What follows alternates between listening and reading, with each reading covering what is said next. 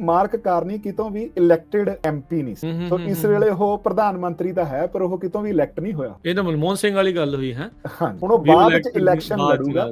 ਜਗਮੀਤ ਸਿੰਘ ਵੀ ਇਦਾਂ ਹੀ ਹੋਇਆ ਸੀ। ਫਿਰ ਜਦੋਂ ਪ੍ਰਧਾਨ ਮੰਤਰੀ ਜਸਟਿਨ ਟਰੂਡੋ ਨੇ ਰਿਜ਼ਾਈਨ ਕੀਤਾ, ਫਿਰ ਉਹ ਲਿਬਰਲ ਪਾਰਟੀ ਕੋਲ, ਕਿਉਂਕਿ ਇਸ ਵੇਲੇ ਮੈਜੋਰਿਟੀ ਹੈ ਐਨਡੀਪੀ ਦੀ ਸਪੋਰਟ ਨਾਲ, ਫਿਰ ਮਾਰਕ ਕਾਰਨੀ ਨੂੰ ਪ੍ਰਧਾਨ ਮੰਤਰੀ ਬਣਨ ਦਾ ਮੌਕਾ ਮਿਲਿਆ। ਇੱਥੇ ਅਮਰੀਕਾ ਨਾਲੋਂ ਤੇ ਇੰਡੀਆ ਨਾਲੋਂ ਇੱਕ ਜਿਹੜੀ ਥੋੜੀ ਜਿਹੀ ਵੱਖਰੀ ਚੀਜ਼ ਹੈ ਵੀ ਇੱਥੇ ਜਿਹੜੇ ਲੀਡਰ ਤਾਂ ਚਲੋ ਜਿਹੜੇ ਪਾਰਟੀ ਮੈਂਬਰਸ ਨੇ ਸਿਲੈਕਟ ਕਰ ਲਏ, ਇੱਥੇ ਜਿਹੜੇ ਐਮਪੀ ਦੇ ਕੈਂਡੀਡੇਟ ਹੈ ਉਹ ਵੀ ਪਹਿਲਾਂ ਨੋਮੀਨੇਟ ਹੁੰਦੇ ਆ। ਸੋ ਉਹਦੇ ਵਿੱਚ ਇੱਥੇ ਹੀ ਜਿਹੜੀ ਆਪਣੇ ਪੰਜਾਬੀਆਂ ਦੀ ਜਾਂ ਸਿੱਖਾਂ ਦੀ ਕੈਨੇਡਾ ਦੇ ਪਾਰਲੀਮੈਂਟਰੀ ਸਿਸਟਮ ਦੇ ਵਿੱਚ ਕਾਮਯਾਬ ਹੋਣ ਦਾ ਇੱਕ ਬਹੁਤ ਵੱਡਾ ਰੀਜ਼ਨ ਇਹ ਹੈ। ਅੱਛਾ, ਹੈਲਥ ਕੇਅਰ ਨੂੰ ਲੈ ਕੇ ਅਮਰੀਕਾ 'ਚ ਇਹ ਭਾਵਨਾ ਹੈ ਗੁਰਜਸਪਾਲ ਵੀ ਫ੍ਰੀ ਹੋਣ ਕਰਕੇ ਉੱਥੇ ਵਾਰੀਓ ਹੀ ਨਹੀਂ ਆਉਂਦੀ, ਗੱਲ ਹੀ ਨਹੀਂ ਜਿਹੜੀ ਉਹ ਬਣਦੀ। ਕੈਨੇਡਾ ਦੀ ਤਾਂ ਜਿਹੜੀ ਹੈਲਥ ਕੇਅਰ ਆ ਉਹ ਬਹੁਤ ਮਾੜੀ ਹੈ। ਤੇ ਇਸ ਵਾਰ ਪ੍ਰਧਾਨ ਮੰਤਰੀ ਦੇ ਉਮੀਦਵਾਰ ਕਿਹੜੇ ਆ? ਐਨਡੀਪੀ ਤੋਂ ਜਗਮੀਤ ਸਿੰਘ, ਲਿਬਰਲ ਪਾਰਟੀ ਤੋਂ ਮਾਰਕ ਕਾਰਨੀ, ਕੰਜ਼ਰਵੇਟਿਵ ਉਹਨਾਂ ਵੱਲੋਂ ਹੈਗੇ ਆਪਣੇ ਪੀਅਰ ਪੋਲੀਵੇਅਰ। ਜਿਹੜਾ ਕੈਨੇਡਾ ਦਾ ਜਦੋਂ ਲਿਬਰਲ ਸਰਕਾਰ ਆਈ ਆ, ਉਦੋਂ ਜਿਹੜਾ ਨੰਬਰ ਹੁੰਦਾ ਸੀਗਾ 2,80,000 ਇਮੀਗ੍ਰੇਸ਼ਨ ਇੱਕ ਸਾਲ। ਹਰ ਸਾਲ ਅਸੀਂ 2,80,000 ਕਰਾਂਗੇ।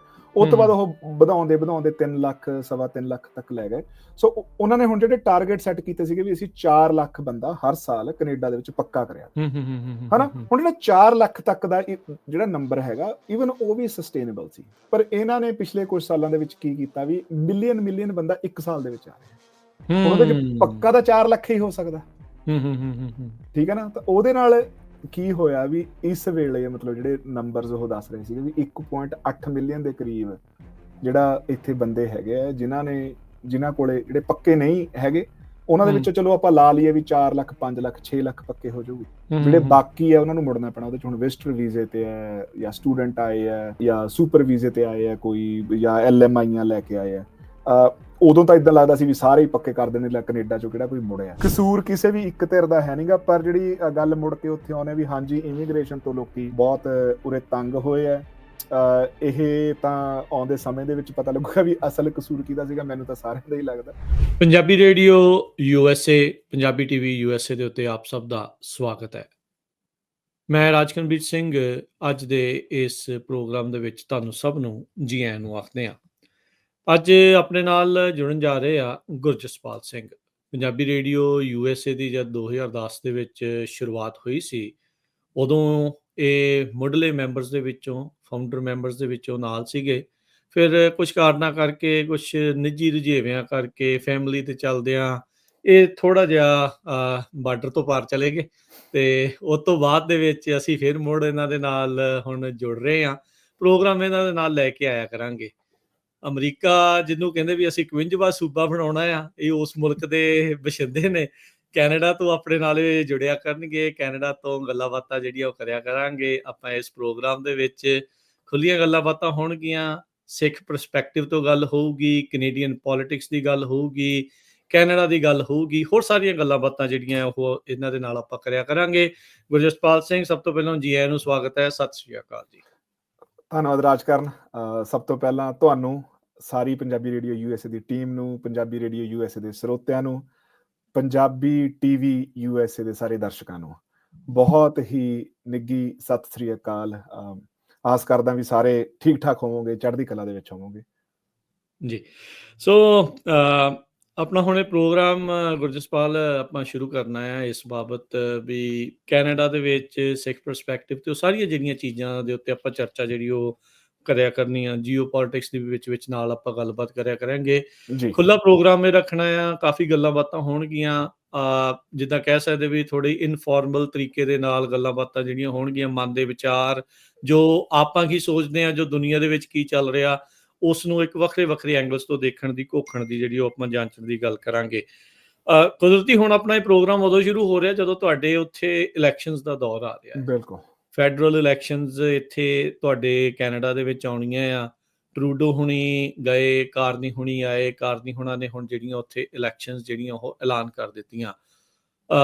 ਜੇ ਹੁਣ ਆਪਣੇ ਇੱਧਰ ਬੈਠੇ ਜਿਹੜੇ ਸਾਡੇ ਸਰੋਤੇ ਆ ਜਾਂ ਦਰਸ਼ਕ ਆ, ਜਾਂ ਜਿਹੜੇ ਪੰਜਾਬ ਦੇ ਵਿੱਚ ਬੈਠੇ ਸਰੋਤੇ ਆ, ਦਰਸ਼ਕ ਆ, ਉਹਨਾਂ ਨੂੰ ਥੋੜ੍ਹਾ ਜਿਹਾ ਢਾਂਚੇ ਦੇ ਬਾਰੇ ਆਪਾਂ ਉੱਥੋਂ ਹੀ ਸ਼ੁਰੂਆਤ ਕਰਦੇ ਹਾਂ ਵੀ ਉਹ ਸਮਝੀਏ, ਜਾਂ ਤੁਸੀਂ ਸਮਝਾਓ ਵੀ ਇਹ ਜਿਹੜੀਆਂ ਫੈਡਰਲ ਉੱਥੇ ਦੀਆਂ ਇਲੈਕਸ਼ਨਸ ਆ ਕਿਸ ਢੰਗ ਦੇ ਨਾਲ ਕੰਮ ਜਿਹੜੀਆਂ ਉਹ ਕਰਦੀਆਂ ਆ। ਕਿੱਦਾਂ ਇਹ ਹੁੰਦਾ ਆ, ਵਰਤਾਰਾ ਕਿੱਦਾਂ ਆ, ਇੱਕੋ ਦਿਨ 'ਚ ਹੁੰਦੀਆਂ ਆ, ਫੇਜ਼ਿਸ ਹੁੰਦੇ ਆ, ਕੀ ਹੁੰਦਾ ਆ? ਸੋ ਥੋੜਾ federal elections, how federal elections work, ਉਹਦੇ ਤੋਂ ਆਪਾਂ ਸ਼ੁਰੂਆਤ ਕਰਦੇ ਹਾਂ। ਠੀਕ ਹੈ, ਹਾਂਜੀ, ਤਾਂ ਧੰਨਵਾਦ ਰਾਜਕਰਨ। ਸੋ ਜਿਵੇਂ ਤੁਸੀਂ ਕਿਹਾ ਵੀ ਜਿਹੜਾ ਆਪਾਂ ਇਨਫੋਰਮਲ ਰੱਖਣਾ, ਸੋ ਜਿਹੜੀ ਗੱਲਬਾਤ ਵੀ ਉਹ ਇਨਫੋਰਮਲ ਹੀ ਹੈ। ਕਿਤੇ ਵੀ ਜੇ ਤੁਸੀਂ ਚਾਹੋ ਮੈਨੂੰ ਟੋਕ ਕੇ ਵਿੱਚ ਤੁਸੀਂ ਪੁੱਛ ਲਿਓ। ਸੋ ਜਿਹੜਾ ਕੈਨੇਡਾ ਦਾ ਜਿਹੜਾ ਇਲੈਕਸ਼ਨ ਦਾ ਢਾਂਚਾ ਸਮਝਣਾ ਬਹੁਤ ਜ਼ਿਆਦਾ ਸੌਖਾ ਹੈ, ਕਿਉਂਕਿ ਇਹ ਬਿਲਕੁਲ ਜਿੱਥੋਂ ਆਪਾਂ ਆਏ ਹਾਂ, ਪੰਜਾਬ ਦਾ ਜਿਹੜਾ ਇੰਡੀਆ ਦਾ ਇਲੈਕਸ਼ਨ ਸਿਸਟਮ ਹੈ, ਬਿਲਕੁਲ ਉਹਦੇ ਨਾਲ ਰਲਦਾ ਮਿਲਦਾ। ਪਾਰਲੀਮੈਂਟਰੀ ਸਿਸਟਮ ਹੈ। ਸੋ ਜਿਹੜੀ ਪਾਰਲੀਮੈਂਟ ਹੈ ਉਹ ਜਿਵੇਂ ਇੰਡੀਆ ਦੇ ਵਿੱਚ ਪਾਰਲੀਮੈਂਟ ਇਲੈਕਟ ਹੁੰਦੀ ਹੈ, ਹਰ ਇੱਕ ਏਰੀਆ ਆਪਣੇ MP member of parliament elect ਕਰਕੇ ਭੇਜਦਾ। ਫਿਰ ਉਹ ਜਿਹੜੇ MP ਨੇ ਉਹ ਆਪਣਾ ਲੀਡਰ ਜਿਹੜਾ ਚੁਣ ਕੇ, ਸੋ ਮੋਸਟਲੀ ਉਹ ਪਾਰਟੀ ਦਾ ਹੀ ਲੀਡਰ ਜਿਹੜਾ ਹੁੰਦਾ, ਉਹਨੂੰ ਮੁਲਕ ਦਾ ਪ੍ਰਧਾਨ ਮੰਤਰੀ ਬਣਾਇਆ ਜਾਂਦਾ। ਸੋ ਉਹਦੇ ਵਿੱਚ ਇੱਕ ਤਾਂ ਜਿਹੜੇ MPਆਂ ਦੀ ਚੋਣ ਹੋਣ ਤੋਂ ਪਹਿਲਾਂ ਜਾਂ ਇਲੈਕਸ਼ਨ ਹੋਣ ਤੋਂ ਪਹਿਲਾਂ ਸਾਰੀਆਂ ਪਾਰਟੀਆਂ ਆਪਣਾ ਆਪਣਾ ਲੀਡਰ ਚੁਣਦੀਆਂ ਨੇ, ਜਿਹਨੂੰ ਨੋਮੀਨੇਸ਼ਨ ਪ੍ਰੋਸੈਸ ਕਿਹਾ ਜਾਂਦਾ ਹੈ। ਸੋ ਨੋਮੀਨੇਸ਼ਨ ਦੇ ਵਿੱਚ ਕੀ ਹੁੰਦਾ ਵੀ ਹਰ ਇੱਕ ਪਾਰਟੀ ਪਹਿਲਾਂ ਤਾਂ ਆਪਣਾ ਲੀਡਰ ਚੁਣਦੀ ਹੈ। ਸੋ ਜਿਵੇਂ ਆਪਾਂ ਨੂੰ ਪਤਾ ਹੋਣਾ ਵੀ 2017-18 ਦੇ ਵਿੱਚ ਜਦੋਂ NDP ਨੇ, ਜਦੋਂ ਟੌਮ ਮਲਕੇਰ ਉਸ ਵੇਲੇ ਦੇ NDP ਦੇ ਜਿਹੜੇ ਲੀਡਰ ਸੀਗੇ, ਉਹ ਜਦੋਂ ਗਏ ਤੇ ਉਸ ਤੋਂ ਬਾਅਦ NDP ਨੇ ਆਪਣਾ ਲੀਡਰ ਚੁਣਿਆ। ਸੋ ਸਾਰੇ ਇੱਕ ਤੁਸੀਂ ਸੋਸ਼ਲ ਮੀਡੀਆ ਦੇ ਆਪਾਂ ਦੇਖਿਆ ਸੀਗਾ ਵੀ ਯਾਰ ਪਹਿਲਾ ਸਿੱਖ ਪਾਰਟੀ ਲੀਡਰ ਆਪਾਂ ਚੁਣਨ ਦੇ ਵਿੱਚ ਜ਼ੋਰ ਲਾਈਏ। ਸੋ ਉਦੋਂ ਜਗਮੀਤ ਸਿੰਘ ਜੋ ਕਿ ਕੈਨੇਡਾ ਦੀ ਕਿਸੇ ਵੱਡੇ ਪਾਰਟੀ ਦੇ ਪਹਿਲੇ ਸਿੱਖ ਲੀਡਰ ਬਣੇ। ਸੋ ਉਹਦੇ ਚ ਹੋਇਆ ਕਿ ਵੀ ਜਿੰਨੇ ਵੀ ਕੈਨੇਡਾ ਦੇ ਵਿੱਚ ਬੰਦੇ ਆ ਜਿਨ੍ਹਾਂ ਨੇ NDP ਦੀ ਫੈਡਰਲ NDP ਪਾਰਟੀ ਦੀ ਮੈਂਬਰਸ਼ਿਪ ਲਈ ਹੋਈ ਸੀ, ਫਿਰ ਉਹ ਵੋਟ ਪਾਉਂਦੇ ਆ ਵੀ ਯਾਰ ਸਾਡੀ ਪਾਰਟੀ ਦਾ ਲੀਡਰ ਇਹ ਆ। ਕਾਈਂਡ ਆਫ ਥੋੜੀ ਜਿਹੀ ਸਿਮਿਲੈਰਿਟੀ ਇਹ ਅਮਰੀਕਨ ਸਿਸਟਮ ਦੇ ਨਾਲ ਵੀ ਆ, ਵੀ ਜਦ ਇੱਥੇ ਇਹ ਦੋ ਪਾਰਟੀਆਂ ਦਾ ਸਿਸਟਮ ਆ ਇੱਥੇ, ਵੀ ਡੈਮੋਕ੍ਰੇਟ ਤੇ ਰਿਪਬਲਿਕਨ, ਵੀ ਉਹਨਾਂ ਦੀ ਆਪਣੀ ਇੰਟਰਨਲ ਨੋਮੀਨੇਸ਼ਨ ਜਿੱਦਾਂ ਜਿਹੜੀ ਉਹ ਚੱਲਦੀ ਆ ਵੀ ਆਹ ਸਾਡਾ ਪ੍ਰੈਜ਼ੀਡੈਂਸ਼ੀਅਲ ਕੈਂਡੀਡੇਟ ਜਿਹੜਾ ਹੋਣਾ, ਵੀ ਉਹ ਜਿਹੜੇ ਰਜਿਸਟਰਡ ਵੋਟਰਸ ਆ ਉਹ ਵੱਖ-ਵੱਖ ਜਿਹੜੀ ਸਟੇਟਸ ਦੇ ਵਿੱਚ ਚੁਣਦੇ ਆ ਵੀ ਅੱਛਾ ਜੀ ਆਹ ਸਟੇਟ ਨੇ ਆਹ ਚੁਣ ਲਿਆ, ਜਿਹਦੇ ਕੋਲ ਇਵੈਂਚੁਅਲੀ ਜ਼ਿਆਦਾ ਡੈਲੀਗੇਟਸ ਆ ਗਏ ਤਾਂ ਫਿਰ ਉਹ ਪ੍ਰੈਜ਼ੀਡੈਂਸ਼ੀਅਲ ਕੈਂਡੀਡੇਟ ਜਿਹੜਾ ਉਹ ਪਾਰਟੀ ਦਾ ਬਣ ਜਾਂਦਾ। ਸੋ ਉਸੇ ਤਰੀਕੇ ਦੇ ਨਾਲ ਤੁਹਾਡਾ ਨੋਮੀਨੇਸ਼ਨ ਪ੍ਰੋਸੈਸ ਉਧਰ ਕੈਨੇਡਾ 'ਚ ਹੁੰਦਾ ਆ, ਤੇ ਜਿਹੜਾ ਨੋਮੀਨੇਟ ਕੀਤਾ ਜਾਂਦਾ ਬੰਦਾ ਫਿਰ ਉਹੀ ਪ੍ਰਧਾਨ ਮੰਤਰੀ ਦਾ ਚਿਹਰਾ ਪੱਕਾ ਹੀ ਹਮੇਸ਼ਾ ਹੀ ਰਹਿੰਦਾ, ਉਹ ਉਸ ਪਾਰਟੀ ਦਾ ਪ੍ਰਧਾਨ ਮੰਤਰੀ ਦਾ ਚਿਹਰਾ, ਪ੍ਰਧਾਨ ਮੰਤਰੀ ਦਾ ਜਿਹੜਾ ਚਿਹਰਾ ਹੋ ਜਾਂਦਾ। ਵੀ ਹੁਣ ਸਭ ਤੋਂ ਪੁਰਾਣਾ ਇਸ ਵੇਲੇ ਜਿਹੜਾ ਪ੍ਰਧਾਨ ਮੰਤਰੀ ਦਾ ਚਿਹਰਾ, ਜਿਹੜੀਆਂ ਤਿੰਨੇ ਪਾਰਟੀਆਂ ਇਸ ਵਾਰੀ ਕੰਟੈਸਟ, ਐਕਚੁਅਲ ਚ 4 ਪਾਰਟੀਆਂ ਨੇ ਜਿਹੜੀਆਂ ਕੰਟੈਸਟ ਕਰ ਰਹੀਆਂ ਨੇ, ਉਹਨਾਂ ਚੋਂ ਜਿਹੜਾ NDP ਦਾ ਪ੍ਰਧਾਨ ਮੰਤਰੀ ਦਾ ਚਿਹਰਾ ਜਗਮੀਤ ਸਿੰਘ ਆ, ਉਹ ਸਭ ਤੋਂ ਪੁਰਾਣੇ ਚਿਹਰੇ ਨੇ ਇਸ ਵੇਲੇ। ਜਿਹੜੀ ਲਿਬਰਲ ਪਾਰਟੀ ਦਾ ਪ੍ਰਧਾਨ ਮੰਤਰੀ ਦਾ ਚਿਹਰਾ ਉਹ ਪਹਿਲਾਂ ਜਸਟਿਨ ਟਰੂਡੋ ਸੀਗੇ ਤੇ ਉਹ ਪ੍ਰਧਾਨ ਮੰਤਰੀ ਰਹੇ ਵੀ। ਹੁਣ ਜਦੋਂ ਜਸਟਿਨ ਟਰੂਡੋ ਨੇ ਕਿਹਾ ਵੀ ਮੈਂ ਰਿਜ਼ਾਈਨ ਕਰਨਾ, ਉਸ ਤੋਂ ਬਾਅਦ ਫਿਰ ਇਮੀਡੀਏਟਲੀ ਬਾਅਦ ਕੀ ਹੋਇਆ ਵੀ ਲਿਬਰਲ ਪਾਰਟੀ ਨੇ ਆਪਣੀ ਇੱਕ ਇੰਟਰਨਲ ਇਲੈਕਸ਼ਨ ਕੀਤੀ ਫਿਰ ਵੀ ਸਾਡਾ ਨੋਮੀਨੇਸ਼ਨ ਵੀ ਲਿਬਰਲ ਪਾਰਟੀ ਦਾ ਲੀਡਰ ਕੌਣ ਹੋਊਗਾ। ਉਹਦੇ ਵਿੱਚ ਫਿਰ ਪਹਿਲੇ ਫੇਜ਼ ਦੇ ਵਿੱਚ ਹੀ ਮਾਰਕ ਕਾਰਨੀ ਲਿਬਰਲ ਪਾਰਟੀ ਦੇ ਜਿਹੜੇ ਲੀਡਰ ਚੁਣੇਗੇ। ਫਿਰ ਜਦੋਂ ਪ੍ਰਧਾਨ ਮੰਤਰੀ ਜਸਟਿਨ ਟਰੂਡੋ ਨੇ ਰਿਜ਼ਾਈਨ ਕੀਤਾ, ਫਿਰ ਉਹ ਲਿਬਰਲ ਪਾਰਟੀ ਕੋਲ, ਕਿਉਂਕਿ ਇਸ ਵੇਲੇ ਮੈਜੋਰਿਟੀ ਹੈ NDP ਦੀ ਸਪੋਰਟ ਨਾਲ, ਫਿਰ ਮਾਰਕ ਕਾਰਨੀ ਨੂੰ ਪ੍ਰਧਾਨ ਮੰਤਰੀ ਬਣਨ ਦਾ ਮੌਕਾ ਮਿਲਿਆ। ਸੋ ਐਵੇਂ ਹੀ ਜਿਹੜੀ ਤੀਜੀ ਪਾਰਟੀ ਹੈ ਕੰਜ਼ਰਵੇਟਿਵ ਪਾਰਟੀ ਹੈ, ਉਹਨਾਂ ਨੇ ਜਿਹੜਾ ਆਪਣਾ ਲੀਡਰ 2022 ਦੇ ਵਿੱਚ ਚੁਣਿਆ।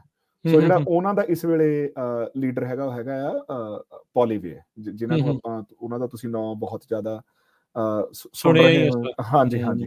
ਸੋ ਉਹ 2022 ਦੇ ਵਿੱਚ ਉਹਦੀ ਜਿਹੜੀ ਇਸ ਹਫ਼ਤੇ ਇੱਕ ਜਿਹੜੀ ਖਬਰ ਹੈ ਜਿਹਦੇ ਕਰਕੇ ਬਹੁਤ ਜ਼ਿਆਦਾ ਹਲਚਲ ਵੀ ਹੋਈ ਹੈ ਵੀ 2022 ਦੇ ਵਿੱਚ ਵੀ ਜਿਹੜੀ ਮੇਬੀ ਮਤਲਬ ਜਿਹੜੀ ਸੀਸਿਸ ਨੇ ਕਿਹਾ ਵੀ ਸਾਨੂੰ ਲੱਗਦਾ ਵੀ ਸਾਡੇ ਮਤਲਬ ਕਾਈਂਡ ਆਫ ਉਹ ਐਲੀਗੇਸ਼ਨ ਆ ਵੀ ਸੀਸਿਸ ਜਿਹੜੀ ਕਿ ਕੈਨੇਡਾ ਦੀ ਸਿਕਿਉਰਿਟੀ ਸਰਵਿਸ ਹੈ, ਉਹ ਕਹਿ ਰਹੀ ਵੀ ਸਾਨੂੰ ਲੱਗਦਾ ਵੀ ਜਿਹੜੀ ਇੰਡੀਅਨ ਗਵਰਨਮੈਂਟ ਦੇ ਏਜੰਟਸ ਨੇ ਜਿਹੜੀ ਮਾਰਕ ਕਾਰਨੀ ਨੂੰ ਜਿਤਾਉਣ ਦੇ ਵਿੱਚ ਮਦਦ ਕੀਤੀ ਹੈ, ਤੇ ਜਿਹੜੇ ਪੈਟਰਿਕ ਬਰਾਊਨ ਹੈ ਜਿਹੜੇ ਕਿ ਪੋਲੀਵੇਅਰ ਨੂੰ, ਮਾਰਕ ਕਾਰਨੀ ਨੂੰ ਨਹੀਂ, ਸੌਰੀ ਪੋਲੀਵੇਅਰ ਨੂੰ, ਹਾਂਜੀ ਮਾਫੀ ਚਾਹੁੰਦਾ, ਪੋਲੀਵੇਅਰ ਨੂੰ ਉਹਨਾਂ ਨੇ ਜਿਤਾਉਣ ਦੀ ਜਿਹੜੀ ਦਖਲਅੰਦਾਜ਼ੀ ਕੀਤੀ ਹੈ, ਤੇ ਜਿਹਦੇ ਕਰਕੇ ਪੈਟਰਿਕ ਬਰਾਊਨ ਨਹੀਂ ਜਿੱਤ ਸਕੇ।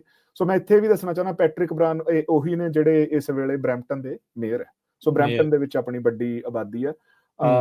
ਸੋ ਹੁਣ ਮਤਲਬ ਪਹਿਲਾਂ ਤਾਂ 3 ਪਾਰਟੀਆਂ, ਤਿੰਨਾਂ ਦੇ ਲੀਡਰ ਚੁਣ ਹੋ ਗਏ। ਚੌਥੀ ਪਾਰਟੀ ਦਾ ਵੀ ਤੁਸੀਂ ਨਾਂ ਲਿਆ ਸੀ, ਇਹ ਜਿਹੜੀ ਗ੍ਰੀਨ ਪਾਰਟੀ ਹੈ ਜੀ, ਪਰ ਉਹ ਬਹੁਤ ਉਹਨਾਂ ਨੂੰ ਕਦੇ 1 ਸੀਟ ਆਉਂਦੀ ਹੈ, ਕਦੇ 2 ਆਉਂਦੀ ਹੈ। ਵੈਸੇ ਤਾਂ ਇੱਕ 5ਵੀਂ ਪਾਰਟੀ ਵੀ ਹੈ, ਪਰ ਉਹ ਕਦੇ ਫੈਡਰਲ ਲੈਵਲ ਤੇ ਨਹੀਂ ਲੜਦੀ। ਜਿਹੜੀ 5ਵੀਂ ਪਾਰਟੀ ਉਹ ਹੈਗੀ ਬਲੌਕ ਕਿਊਬੇਸਿਸ, ਜਿਹੜਾ ਆਪਣਾ ਵੱਖਰਾ ਮੁਲਕ ਚਾਹੁੰਦੇ ਆ, ਜਿਹੜਾ ਵੱਖਰਾ ਮੁਲਕ ਚਾਹੁੰਦੇ ਆ। ਹਾਂਜੀ, ਉਹ ਕਿਊਬੈਕ ਦੇ ਤੱਕ ਸੀਮਤ ਆ, ਉਹ ਨੈਸ਼ਨਲ ਪਾਰਟੀ ਨਹੀਂ ਹੈਗੀ।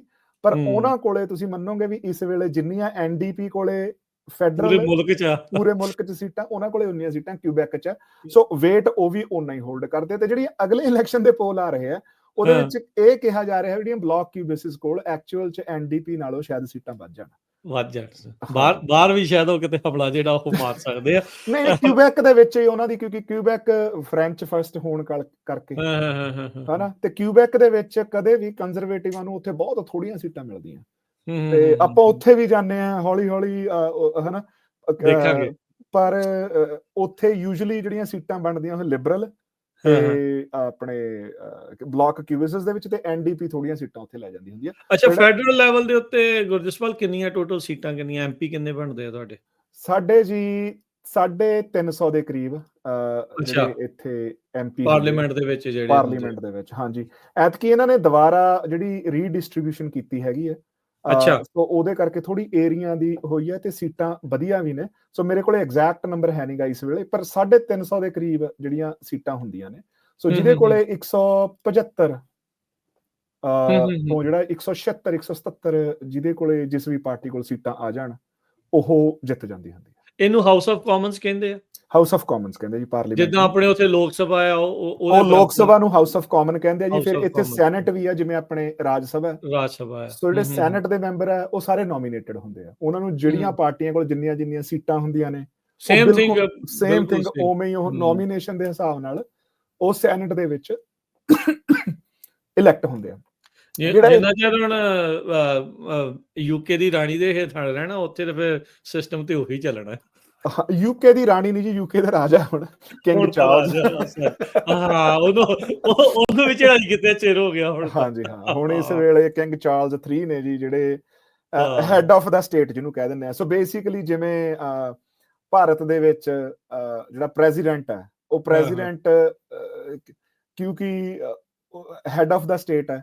ਸੋ ਉਵੇਂ ਜਿਹੜਾ ਇੱਥੇ ਜਿਹੜਾ UK ਦਾ ਕਰਾਊਨ ਹੈ, ਉਹ ਹੈਡ ਆਫ ਦਾ ਸਟੇਟ ਹੈ। ਉਹ ਪਰ ਸੇਮ ਜਿਵੇਂ ਉੱਥੇ ਰਾਸ਼ਟਰਪਤੀ ਹੈਡ ਆਫ ਦਾ, ਮਤਲਬ ਇੱਕ ਰਬਰ ਸਟੈਂਪ ਹੈ, ਉਵੇਂ ਹੈਗਾ ਉਹ ਵੀ ਰਬਰ ਸਟੈਂਪ। ਇਹ ਜਿਹੜੇ ਡਿਸੀਜਨ ਮੇਕਿੰਗ ਉਹ ਸਾਰੀ ਹਾਊਸ ਆਫ ਕਾਮਨਸ ਕੋਲ ਹੈ।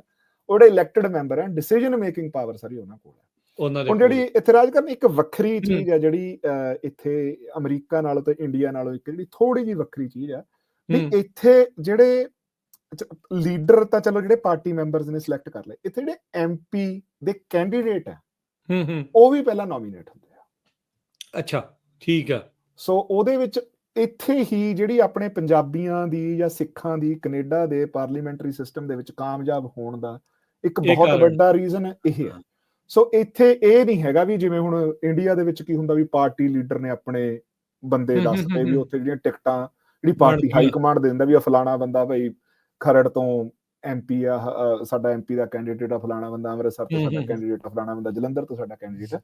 ਇੱਥੇ ਕੀ ਹੁੰਦਾ ਵੀ ਜਿਹੜਾ ਤਾਂ ਸਿਟਿੰਗ MP ਹੈਗਾ, ਉਹਦੇ ਕੋਲੇ ਆਲਰੇਡੀ ਅਧਿਕਾਰ ਹੈ। ਜੇ ਉਹ ਅਗਲੀ ਇਲੈਕਸ਼ਨ ਉੱਥੋਂ ਲੜਨੀ ਚਾਹੁੰਦਾ ਤਾਂ ਅਧਿਕਾਰ, ਵੈਸੇ ਦੇਖੋ ਪਾਰਟੀ ਦਾ ਕਨਸਟੀਟਿਊਸ਼ਨ ਉਹਨੂੰ ਬੰਦੇ ਚੈਲੰਜ ਕਰ ਸਕਦੇ ਹੁੰਦੇ ਆ। ਜੇ ਕੋਈ ਹੋਰ ਬੰਦਾ ਆ ਕੇ ਕਹੇ ਵੀ ਨਹੀਂ, ਮੈਂ ਇਸ ਐਤਕੀ ਲਿਬਰਲ ਪਾਰਟੀ ਦੀ, ਮੰਨ ਲਓ ਆਪਾਂ ਬਰੈਂਪਟਨ ਦੀ ਕਿਸੇ ਛੋਟੇ ਏਰੀਏ ਦੀ ਲਾ ਲਈਏ ਸੀਟ, ਵੀ ਉੱਥੋਂ ਵੀ ਬਰੈਂਪਟਨ ਸਾਊਥ ਦੀ ਸੀਟ ਤੋਂ ਮੰਨ ਲਓ ਵੀ ਇੱਕ ਕੋਈ ਕੈਂਡੀਡੇਟ A ਜਿੱਤਿਆ ਹੋਇਆ ਲਿਬਰਲ ਵੱਲੋਂ। ਹੁਣ ਜਿਹੜੀ ਇਸ ਇਲੈਕਸ਼ਨ 'ਚ ਆਉਣੀ ਆ ਉਹਨੂੰ ਪਹਿਲ ਹੈ, ਪਰ ਉੱਥੇ ਕੋਈ ਹੋਰ ਬੰਦਾ ਉੱਠ ਕੇ ਕਹਿ ਸਕਦਾ ਵੀ ਨਹੀਂ ਵੀ ਮੈਂ ਇਹਦੀ ਨੋਮੀਨੇਸ਼ਨ ਲੜਨੀ ਆ। ਪਰ ਉਹਦੇ 'ਚ ਯੂਜੂਅਲੀ ਇਹੋ ਜਿਹੇ ਸਮੇਂ ਫੇਰ ਪਾਰਟੀ ਲੀਡਰਸ਼ਿਪ ਕਹਿ ਦਿੰਦੀ ਹੁੰਦੀ ਹੈ ਵੀ ਨਹੀਂ, ਆਪਾਂ ਆਪਣੇ ਰਿਸੋਰਸਿਸ ਵੰਡਣੇ ਨਹੀਂਗੇ, ਫਿਰ ਉਹ ਸੁਲਾਹ ਸਮਝੌਤਾ ਕਰਾ ਦਿੰਦੇ ਹੁੰਦੇ ਆ। ਪਰ ਨਾਰਮਲੀ ਜਿਨ੍ਹਾਂ ਸੀਟਾਂ ਦੇ ਉੱਤੇ, ਹੁਣ ਜਿਵੇਂ ਆਪਣੇ ਜਿਹੜੀ ਚੰਦਰ ਆਰਿਆ ਤੋਂ ਸੀਟ ਲਈ ਹੈ, ਵਾਪਸ ਲਈ ਉਹਨਾਂ ਨੇ ਨੇਪੀਆ ਦੀ, ਉੱਥੇ ਉਹਨਾਂ ਨੇ ਮਾਰਕ ਕਾਰਨੀ ਨੂੰ ਆਟੋਮੈਟਿਕਲੀ ਉਹ ਨੋਮੀਨੇਸ਼ਨ ਦਿੱਤੀ। ਸੋ ਮਾਰਕ ਕਾਰਨੀ ਜਿਹੜੇ ਲਿਬਰਲ ਪਾਰਟੀ ਦੇ ਇਸ ਵੇਲੇ ਪ੍ਰਧਾਨ ਹੈ, ਉਹ ਜਿਹੜੀ ਚੰਦਰ ਆਰਿਆ ਨੇ ਸੀਟ ਛੱਡੀ ਆ, ਉਹਨਾਂ ਤੋਂ ਉਹ ਪ੍ਰਧਾਨ ਮੰਤਰੀ ਦੀ ਇਲੈਕਸ਼ਨ ਉੱਥੋਂ, ਜਾਂ ਆਪਣੀ ਜਿਹੜੀ MP ਦੀ ਇਲੈਕਸ਼ਨ ਹੈ ਉਹ ਉੱਥੋਂ। ਸੋ ਮਾਰਕ ਕਾਰਨੀ ਨੂੰ ਅੱਛਾ, ਮਾਰਕ ਕਾਰਨੀ ਇਹ ਇਲੈਕਟਡ ਅਧਿਕਾਰੀਆਂ ਚੋਂ ਨਹੀਂ ਸੀਗੇ? ਨਹੀਂ ਮਾਰਕ ਕਾਰਨੀ ਲਿਬਰਲ ਕੋਈ ਵੀ ਖੜ ਸਕਦਾ ਹੈ, ਮਤਲਬ ਲਿਬਰਲ ਪਾਰਟੀ ਦੀ ਨੋਮੀਨੇਸ਼ਨ ਲਈ, ਜਾਂ ਮਤਲਬ ਮੈਂਬਰ ਹੀ ਖੜ ਸਕਦਾ। ਸੋ ਜਿਹੜਾ ਪਾਰਟੀ ਦਾ ਮੈਂਬਰ ਆ, ਤੁਹਾਨੂੰ ਲਿਬਰਲ ਪਾਰਟੀ ਦੀ ਤੁਹਾਡੇ ਕੋਲੇ ਮੈਂਬਰਸ਼ਿਪ ਹੋਣੀ ਬਹੁਤ ਜ਼ਰੂਰੀ ਹੈ। ਜਿੱਦਾਂ ਇੱਥੇ ਰਜਿਸਟਰਡ ਵੋਟਰ ਜਿੱਦਾਂ ਕਹਿੰਦੇ ਜਿਹੜੇ ਰਜਿਸਟਰਡ ਵੋਟਰ ਹੈ, ਪਰ ਉਸ ਤੋਂ ਬਾਅਦ ਤੁਹਾਡੇ ਕੋਲੇ ਪ੍ਰਧਾਨ ਮੰਤਰੀ ਬਣਨ ਲਈ, ਸੋ ਇਸੇ ਗੱਲ ਤੇ ਜਿਹੜਾ ਕੰਜ਼ਰਵੇਟਿਵ ਪਾਰਟੀ ਨੇ ਬਹੁਤ ਜ਼ਿਆਦਾ ਰੌਲਾ ਪਾਇਆ, ਅੱਛਾ, ਕਿਉਂਕਿ ਮਾਰਕ ਕਾਰਨੀ ਕਿਤੋਂ ਵੀ ਇਲੈਕਟਡ MP ਨਹੀਂ ਸੀ। ਸੋ ਇਸ ਵੇਲੇ ਉਹ ਪ੍ਰਧਾਨ ਮੰਤਰੀ ਤਾਂ ਹੈ, ਪਰ ਉਹ ਕਿਤੋਂ ਵੀ ਇਲੈਕਟ ਨਹੀਂ ਹੋਇਆ ਹੋਇਆ। ਇਹ ਤਾਂ ਮਨਮੋਹਨ ਸਿੰਘ ਵਾਲੀ ਗੱਲ ਹੋਈ ਹੈ। ਹਾਂਜੀ, ਹੁਣ ਉਹ ਬਾਅਦ ਵਿੱਚ ਇਲੈਕਸ਼ਨ ਲੜੂਗਾ। ਜਗਮੀਤ ਸਿੰਘ ਵੀ ਇਦਾਂ ਹੀ ਹੋਇਆ ਸੀ। ਜਗਮੀਤ ਸਿੰਘ ਜਦੋਂ NDP ਦਾ ਆਪਣਾ ਲੀਡਰ ਇਲੈਕਟ ਹੋਇਆ, NDP ਦਾ ਲੀਡਰ ਤਾਂ ਇਲੈਕਟ ਹੋ ਗਿਆ, ਪਰ ਉਹ ਕਿਸੇ ਜਗ੍ਹਾ ਤੋਂ ਵੀ ਸਿਟਿੰਗ MP ਨਹੀਂ ਸੀਗਾ ਉਦੋਂ। ਫਿਰ ਉਸ ਤੋਂ ਬਾਅਦ ਕੋਈ NDP ਦਾ ਕੋਈ ਬੰਦਾ MP ਰਿਜ਼ਾਈਨ ਕੀਤਾ, ਫਿਰ ਉਸ ਸੀਟ ਤੋਂ ਜਾ ਕੇ ਉਹਨੇ ਜਗਮੀਤ ਸਿੰਘ ਨੇ ਦੇਖਿਆ ਵੀ ਇਹ ਸੇਫ ਸੀਟ ਹੈ, ਫਿਰ ਉੱਥੋਂ ਜਾ ਕੇ ਉਹ, ਕਿਉਂਕਿ ਈਵਨ ਦੋ ਉਹ ਤੁਸੀਂ ਦੇਖੋ ਵੀ ਉਹ NDP ਦਾ ਲੀਡਰ ਸੀ, ਉਹ ਹਾਊਸ ਆਫ ਕਾਮਨਸ ਜਾ ਕੇ ਡਿਬੇਟ ਨਹੀਂ ਸੀ ਕਰ ਸਕਦਾ। ਉਹ ਪਾਰਲੀਮੈਂਟ ਦੇ ਵਿੱਚ ਜਾ ਕੇ ਡਿਬੇਟ, ਕਿਉਂਕਿ ਜੇ ਉਹ MP ਨਹੀਂ ਹੈਗਾ ਤਾਂ ਉੱਥੇ ਜਾ ਨਹੀਂ ਸਕਦਾ, ਨਾ ਡਿਬੇਟ ਕਰ ਸਕਦਾ। ਸੋ ਇਸ ਤਰ੍ਹਾਂ ਹੀ ਹੁਣ ਜੇ ਮੰਨ ਲਓ ਮਾਰਕ ਕਾਰਨੀ ਹੁਣ ਪਾਰਲੀਮੈਂਟ ਸੱਦ ਲਵੇ, ਚਲੋ ਹੁਣ ਤਾਂ ਉਹਨੇ ਡਿਸੋਲਵ ਹੀ ਕਰਤਾ ਸਾਰਾ ਕੁਝ, ਪਰ ਜੇ ਉਹ ਪਾਰਲੀਮੈਂਟ ਸੱਦ ਦੇਵੇ ਤਾਂ ਉਹ ਆਪ ਪਾਰਲੀਮੈਂਟ ਦੇ ਵੀ ਦੇਖੋ ਦੇਸ਼ ਦਾ ਪ੍ਰਧਾਨ ਮੰਤਰੀ ਆ, ਪਰ ਉਹ ਉੱਥੇ ਨਹੀਂ ਜਾ ਸਕਦਾ, ਜਦੋਂ ਤੱਕ ਇਲੈਕਟ ਨਹੀਂ ਹੁੰਦਾ ਉਹ ਜਾ ਨਹੀਂ ਸਕਦਾ। ਚਲੋ ਉਹਦੇ ਵਾਪਸ ਮੁੜਦੇ ਆਪਾਂ ਜਿਹੜੀ MP ਦੀ ਨੋਮੀਨੇਸ਼ਨ ਦੇ ਪਿੱਛੇ, ਫਿਰ ਉਹ ਜਿਹੜੀ ਸੀਟ ਦੇ ਉੱਤੋਂ ਨੋਮੀਨੇਸ਼ਨ ਦੀ ਜਿਹੜੀ ਲੜਾਈ ਹੁੰਦੀ ਹੈ, ਉੱਥੇ ਕੀ ਹੁੰਦੇ, ਉੱਥੇ ਸਿਰਫ ਜਿਹੜੇ ਪਾਰਟੀ ਦੇ ਮੈਂਬਰ ਹੈ ਉਹ ਕਹਿੰਦੇ ਵੀ ਇਸ ਸੀਟ ਤੋਂ ਜਿਹੜਾ ਸਾਡੀ ਪਾਰਟੀ ਦਾ ਕੈਂਡੀਡੇਟ ਹੋਈ ਹੈ, ਤੇ ਉਹ ਬਹੁਤ ਥੋੜੇ ਨੰਬਰ ਦੀ ਹੁੰਦੀ ਹੈ ਸੀਟ। ਤੇ ਉੱਥੇ ਕਿਉਂਕਿ ਆਪਣੇ ਵਿੱਚ ਜਿਹੜੀ ਸਿੱਖਾਂ ਦੇ ਵਿੱਚ ਜਾਂ ਪੰਜਾਬੀਆਂ ਦੇ ਵਿੱਚ ਜਿਹੜੀ ਇਕੱਠੇ ਹੋਣ ਦੀ ਸਮਰੱਥਾ ਜਿਹੜੀ ਹੈਗੀ ਹੈ, ਉਹਦੇ ਕਰਕੇ ਫਿਰ ਉਹ ਜਿਹੜੀ ਨੋਮੀਨੇਸ਼ਨ ਦੇ ਵਿੱਚ ਜਿਹੜੀਆਂ ਪਾਰਟੀਆਂ ਨੇ ਉਹਨਾਂ ਨੂੰ ਸਿੱਖਾਂ ਦੀ ਲੋੜ ਪੈਂਦੀ ਹੈ। ਤੇ ਇਸ ਗੱਲ ਨੂੰ ਸਾਰੇ ਸਿੱਖ ਨਹੀਂ, ਪਰ ਕੈਨੇਡਾ ਦੇ ਬਹੁਤੇ ਸਿੱਖ ਹੈ ਜਿਹੜੇ ਉਹ ਸਮਝਦੇ ਇਸ ਗੱਲ ਨੂੰ ਵੀ ਇਹ ਸਾਡੇ ਕੋਲੇ ਪਾਵਰ ਹੈਗੀ, ਕਿਉਂਕਿ ਇਕੱਠੇ ਹੋਣਾ, ਫੰਡ ਰੇਜ਼ਿੰਗ ਕਰਨੀ, ਮੈਂਬਰਸ਼ਿਪ ਲੈਣੀ, ਮੈਂਬਰਸ਼ਿਪ ਲੈਣ ਲਈ $20 ਦੀ ਮੈਂਬਰਸ਼ਿਪ ਹੁੰਦੀ ਆ ਮੋਸਟਲੀ ਪਾਰਟੀ, ਹਨਾ। ਉੱਥੋਂ ਉਹ ਸਾਰਾ ਇਕੱਠਾ ਹੋ ਕੇ ਫਿਰ ਉਹ ਜਿਹੜੀ ਉਹ ਕਰਦੇ, ਉਹ ਇਸ ਤਰੀਕੇ ਦੇ ਨਾਲ ਹੁੰਦੇ ਆ। ਉਹਨਾਂ ਦੇ ਵਿੱਚ ਫਿਰ ਇਲੈਕਸ਼ਨ ਹੁੰਦੀ ਹੈ, ਫਿਰ ਜਿਹੜਾ ਪਾਰਟੀ ਜਿੱਤਦਾ, ਫਿਰ ਜਿਹੜੀ ਪਾਰਟੀ ਕੋਲੇ ਜ਼ਿਆਦਾ MP ਆ, ਫਿਰ ਉਹ ਤੋਂ ਬਾਅਦ ਇੰਡੀਆ ਵਾਲਾ ਹੀ ਕੰਮ ਚੱਲ ਪੈਂਦਾ ਵੀ ਜਿਹਦੇ ਕੋਲੇ ਜ਼ਿਆਦਾ MP ਹੈ ਉਸ ਪਾਰਟੀ ਦਾ ਜਿਹੜਾ ਲੀਡਰ ਹੈ ਉਹ ਜਿੱਤਦਾ। ਪਿਛਲੀਆਂ ਇਲੈਕਸ਼ਨ ਦੇ ਵਿੱਚ ਕੀ ਹੋਇਆ ਵੀ ਲਿਬਰਲ ਪਾਰਟੀ ਕੋਲ ਪੂਰੀ ਮੈਜੋਰਿਟੀ ਨਹੀਂ ਸੀਗੀ, ਫਿਰ ਉਹਨਾਂ ਨੇ ਬਲਾਕ ਕਿਊਬਸਿਸ ਤੇ NDP ਨਾਲ ਸੰਧੀ ਕੀਤੀ ਕਿ ਯਾਰ ਤੁਸੀਂ ਸਾਨੂੰ ਸਪੋਰਟ ਦਿਓ, ਆਪਾਂ ਸਰਕਾਰ ਬਣਾਈਏ। ਤੇ ਜਿਹੜੀ ਹੋਰ ਇੱਕ ਬੜੀ ਵਧੀਆ ਔਰ ਹੈਰਾਨੀ ਦੀ ਗੱਲ ਹੈ ਵੀ ਕੈਨੇਡਾ ਵਾਲੇ ਜਿਹੜੀਆਂ ਮਿਨੋਰਿਟੀ ਗਵਰਨਮੈਂਟਸ ਉਹਨਾਂ ਨੂੰ ਪਸੰਦ ਕਰਦੇ ਆ। ਅੱਛਾ, ਹਾਂਜੀ, ਅੱਛਾ, ਜ਼ਿਆਦਾਤਰ ਇਦਾਂ ਲੰਗੜੀਆਂ ਸਰਕਾਰਾਂ ਰਹੀਆਂ।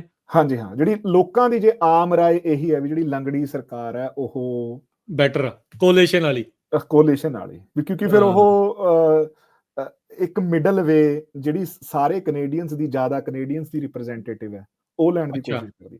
ਮੰਨ ਲਓ ਹੁਣ ਲਿਬਰਲ ਪਾਰਟੀ ਨੂੰ 33% ਵੋਟਾਂ ਪਈਆਂ ਨੇ, ਪਰ ਉਹ 33% ਵੋਟਾਂ ਨਾਲ 180 ਸੀਟਾਂ ਲੈ ਹਨਾ। ਤਾਂ ਉਹ ਜਿਹੜੇ 67% ਵੋਟਰ ਆ ਜਿਹੜਾ ਕੀ ਚਾਹੁੰਦੇ ਆ, ਉਹਨਾਂ ਨੇ ਉਹਨਾਂ ਕੋਲ ਮੈਜੋਰਿਟੀ, ਉਹ ਆਪਣੇ ਫੈਸਲੇ ਲੈ ਸਕਦੇ। ਉਹ 67% ਲੋਕਾਂ ਦੀ ਨਹੀਂ ਨਾ ਗੱਲ ਸੁਣ ਹੋ ਰਹੀ। ਹੁਣ ਮੰਨ ਲਓ ਵੀ 30% ਵੋਟਾਂ ਨਾਲ ਲਿਬਰਲਾਂ ਕੋਲ 150 ਸੀਟਾਂ ਹੀ ਆ, ਹਨਾ, ਤੇ ਮੁੜ ਕੇ 20% ਵੋਟਾਂ ਨਾਲ NDP ਦੀਆਂ ਸੀਟਾਂ ਵੀ ਆ, 10% ਵੋਟਾਂ ਨਾਲ ਕਿਊਬਿਕ ਦੀਆਂ। ਫਿਰ ਉਹ ਤਿੰਨ ਜਾਣੇ ਰਲ ਕੇ ਕਹਿ ਰਹੇ ਆ ਵੀ ਯਾਰ ਆਹ। ਸੋ ਇਹਦੇ ਚ ਹੁਣ ਤੁਸੀਂ ਪਿਛਲੀ ਸਰਕਾਰ ਦੇ ਵਿੱਚ ਆਪਣੇ ਜਗਮੀਤ ਹੋਣਾ ਨੇ ਬਹੁਤ ਜਿਹੜੀਆਂ ਫਾਰਮਾ ਕੇਅਰ ਦਾ ਪਲਾਨ ਹੈਗਾ, ਜਿਹੜਾ ਡੈਂਟਲ ਦਾ ਹੈਗਾ, ਜਿਹਨੂੰ ਕਿ ਬਹੁਤ ਲੋਕ ਜਿਹੜੇ ਕੈਨੇਡੀਅਨ ਹੈ, ਜਿਹੜੇ ਇਵਨ ਲਿਬਰਲ ਸਪੋਰਟਰ ਵੀ ਆ, ਜਿਹਨੂੰ ਪਸੰਦ ਕਰ ਰਹੇ। ਸੋ ਜਗਮੀਤ ਸਿੰਘ ਨੇ ਇਹ ਸ਼ਰਤਾਂ ਰੱਖੀਆਂ ਸੀ ਵੀ ਮੈਂ ਤੈਨੂੰ ਤਾਂ ਹੀ ਸਪੋਰਟ ਦਊਂਗਾ ਜੇ ਤੁਸੀਂ ਆ ਮੰਨੋਗੇ। ਫਾਰਮਾ ਕੇਅਰ ਪਲਾਨ ਜਿਹੜੇ ਥੋੜੇ ਅੰਡਰ ਪ੍ਰਿਵਿਲੇਜਡ ਲੋਕ ਹੈ ਉਹਨਾਂ ਲਈ, ਜਿਹੜਾ 16 ਸਾਲ ਤੋਂ ਛੋਟੇ ਬੱਚੇ ਆ ਉਹਨਾਂ ਲਈ ਡੈਂਟਲ, ਤੇ 65 ਸਾਲ ਤੋਂ ਉੱਤੇ ਬਜ਼ੁਰਗਾਂ ਲਈ ਡੈਂਟਲ ਪਲਾਨ, ਉਹ ਜਗਮੀਤ ਸਿੰਘ ਦੀ ਪ੍ਰਾਪਤੀ ਹੈ ਪਿਛਲੀ ਸਰਕਾਰ ਦੀ, ਹਾਲਾਂਕਿ ਉਹ ਆਪ ਸਰਕਾਰ ਦੇ ਵਿੱਚ ਨਹੀਂ ਸੀਗਾ। ਅੱਛਾ, ਵਿੱਚ ਜੇ ਫਿਰ ਦੁਬਾਰਾ ਇਲੈਕਸ਼ਨ ਵੀ ਹੋਈਆਂ ਸੀ, ਰਿਹਾ ਫਿਰ ਉਦਾਂ ਦਾ ਉਦਾਂ ਹੀ ਮਾਹੌਲ, ਕੋਲੀਸ਼ਨ ਦੀ ਸਰਕਾਰ ਫਿਰ ਦੁਬਾਰਾ ਉਦੋਂ ਬਣੀ ਸੀ ਸਨੈਪ ਇਲੈਕਸ਼ਨਾਂ ਤੋਂ ਬਾਅਦ ਚ ਵੀ। ਤੇ ਐਤਕੀ ਕੀ ਕਿਆਸ ਰਹੀਆਂ, ਏਦਾਂ ਕੀ ਚੱਲ ਰਿਹਾ? ਨਾ ਬਹੁਤ ਆ ਰਿਹਾ ਸੀਗਾ ਪੋਲੀਵੀਅਰ ਦਾ।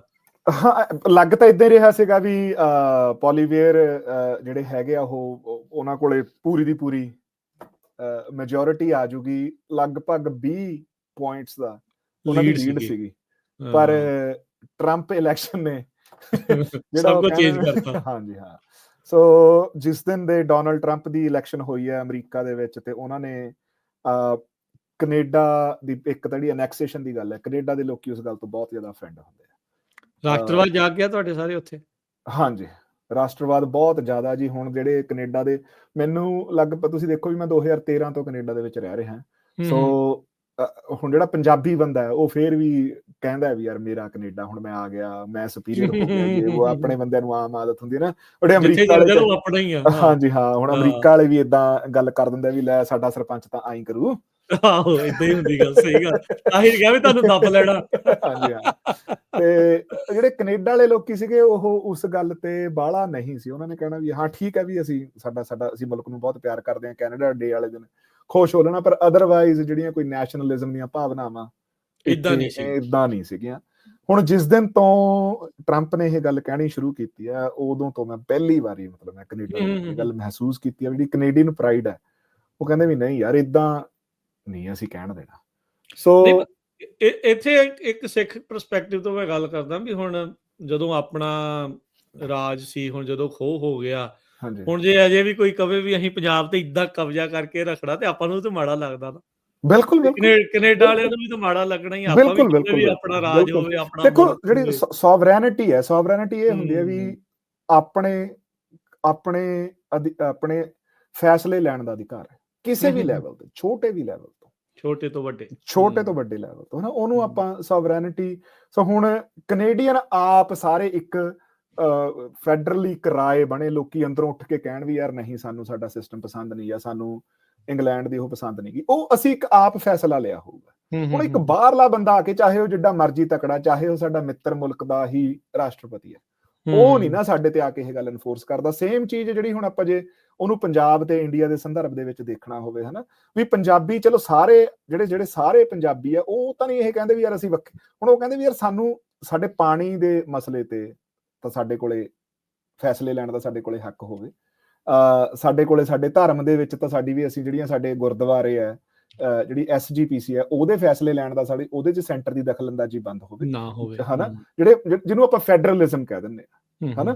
ਹੁਣ ਕੈਨੇਡਾ ਤੇ ਅਮਰੀਕਾ ਇਹ ਫੈਡਰਲ ਢਾਂਚੇ ਆ, ਤੁਸੀਂ ਦੇਖੋ ਵੀ ਜਿਹੜੀ ਕਾਉਂਟੀ ਹੈ, ਹੁਣ ਜਿਹੜੀ ਆਪਣਾ ਸੈਨ ਹੋਜ਼ੇ ਕਾਉਂਟੀ ਹੈ ਜਾਂ ਸੈਂਟਾ ਕਲਾਰਾ ਕਾਉਂਟੀ ਹੈ ਨਾ, ਜਿਹੜਾ ਉਹਦਾ ਅਧਿਕਾਰ ਖੇਤਰ ਹੈ, ਉਹਦੇ ਤੇ ਕੈਲੀਫੋਰਨੀਆ ਸਟੇਟ ਵੀ ਕੁਝ ਨਹੀਂ ਕਰ ਸਕਦੀ, ਬਿਲਕੁਲ ਲੋਕਲ ਗਵਰਨਮੈਂਟ ਦੇ ਆਪਣੇ ਵੱਖਰੇ ਅਧਿਕਾਰ ਨੇ, ਜਿਹੜਾ ਕੈਲੀਫੋਰਨੀਆ ਸਟੇਟ ਦਾ ਜਿਹੜਾ ਅਧਿਕਾਰ ਖੇਤਰ ਉਹਦੇ ਚ ਫੈਡਰਲ ਗਵਰਨਮੈਂਟ ਨਹੀਂ ਕੁਝ ਕਰ ਸਕਦੀ। ਹੁਣ ਟਰੰਪ ਨੇ ਜਦੋਂ ਪਿਛਲੀ ਟਰੰਪ ਸਰਕਾਰ ਵੇਲੇ ਉਹਨਾਂ ਨੇ ਕਿਹਾ ਵੀ ਅਸੀਂ ਇਲੀਗਲ ਇਮੀਗ੍ਰੈਂਟ ਬਾਹਰ ਭੇਜਣੇ, ਸਿਟੀਆਂ ਨੇ ਆਪਣੇ ਲੈਵਲ ਤੇ ਫੈਸਲੇ ਲੈ ਲਏ ਵੀ ਸਾਡੀ ਪੁਲਿਸ ਤੁਹਾਡੇ ਨਾਲ ਨਹੀਂ ਜਾਊਗੀ, ਨਹੀਂ ਕਰੂਗੀ। ਹੁਣ ਵੀ ਇਦਾਂ ਹੀ ਚੱਲ ਰਿਹਾ, ਕਿਉਂਕਿ ਉਹਨਾਂ ਕੋਲੇ ਖੁਦ ਮੁਖਤਿਆਰੀ ਹੈ, ਉਹ ਕਹਿੰਦੇ ਵੀ ਅਸੀਂ ਆਪਣੇ ਲੈਵਲ ਤੇ ਆਪਣਾ ਫੈਸਲਾ ਲੈ ਸਕਦੇ ਹਾਂ। ਸੂਬਿਆਂ ਨੂੰ ਵੱਧ ਅਧਿਕਾਰ ਦਾ ਜਿਹੜਾ ਰੌਲਾ ਆ, ਹਾਂਜੀ, ਉਹ ਇੱਥੇ ਆਪਾਂ ਨੂੰ ਦਿਸਦਾ ਹੈ। ਸੋ ਜਿਹੜੀਆਂ ਉਹ ਡੈਮੋਕ੍ਰੇਸੀਜ਼ ਆ ਉਹ ਏਦਾਂ ਹੀ ਕੰਮ ਕਰਦੀਆਂ ਹੁੰਦੀਆਂ, ਤੇ ਸੇਮ ਹੀ ਚੀਜ਼ ਕਿਊਬੈਕ ਦੀ ਆ, ਹਨਾ। ਹੁਣ ਜਿਹੜੇ ਕਿਊਬੈਕ ਵਾਲੇ ਕਹਿੰਦੇ ਆ ਵੀ ਯਾਰ ਸਾਨੂੰ ਅਸੀਂ ਜਿਹੜੀ ਫ੍ਰੈਂਚ ਸਾਡੀ ਭਾਸ਼ਾ, ਅਸੀਂ ਫ੍ਰੈਂਚ ਨੂੰ ਸਾਂਭਣਾ, ਅੱਗੇ ਵਧਾਉਣਾ, ਤੇ ਉਹਦੇ ਚ ਕੈਨੇਡਾ ਵਾਲਿਆਂ ਨੂੰ ਇਨ ਜਨਰਲ ਉਹ ਕਹਿੰਦੇ ਵੀ ਯਾਰ ਤੁਹਾਡਾ ਆਪਣਾ ਮਸਲਾ ਹੈ, ਜੇ ਤੁਸੀਂ ਆਪਸ ਚ ਇਹ ਗੱਲ ਡਿਸਾਈਡ ਕਰ ਲੈਂਦੇ ਹੋ ਤੇ ਸਾਨੂੰ ਇਸ ਗੱਲ ਤੋਂ ਕੋਈ ਸਮੱਸਿਆ ਨਹੀਂ। ਤਾਂ ਹੀ ਉੱਥੇ 2 ਵਾਰੀ ਰੈਫਰੈਂਡਮ ਵੀ ਹੋ ਹਟੇ। ਹਾਂਜੀ, ਬਿਲਕੁਲ। ਜਿਹੜਾ ਪਿਛਲਾ ਰੈਫਰੈਂਡਮ ਤਾਂ ਬਹੁਤ ਰੀਸੈਂਟ ਆ, ਮੈਂ ਉਦੋਂ ਕੈਨੇਡਾ ਚ ਹੀ ਸੀ, 1 ਪੁਆਇੰਟ ਦੇ ਨਾਲ ਉਹ ਜਿਹੜਾ ਰੈਫਰੈਂਡਮ ਥੋੜਾ ਜਿਹਾ ਰਹਿ ਗਿਆ ਫਰਕ। ਹਾਂਜੀ।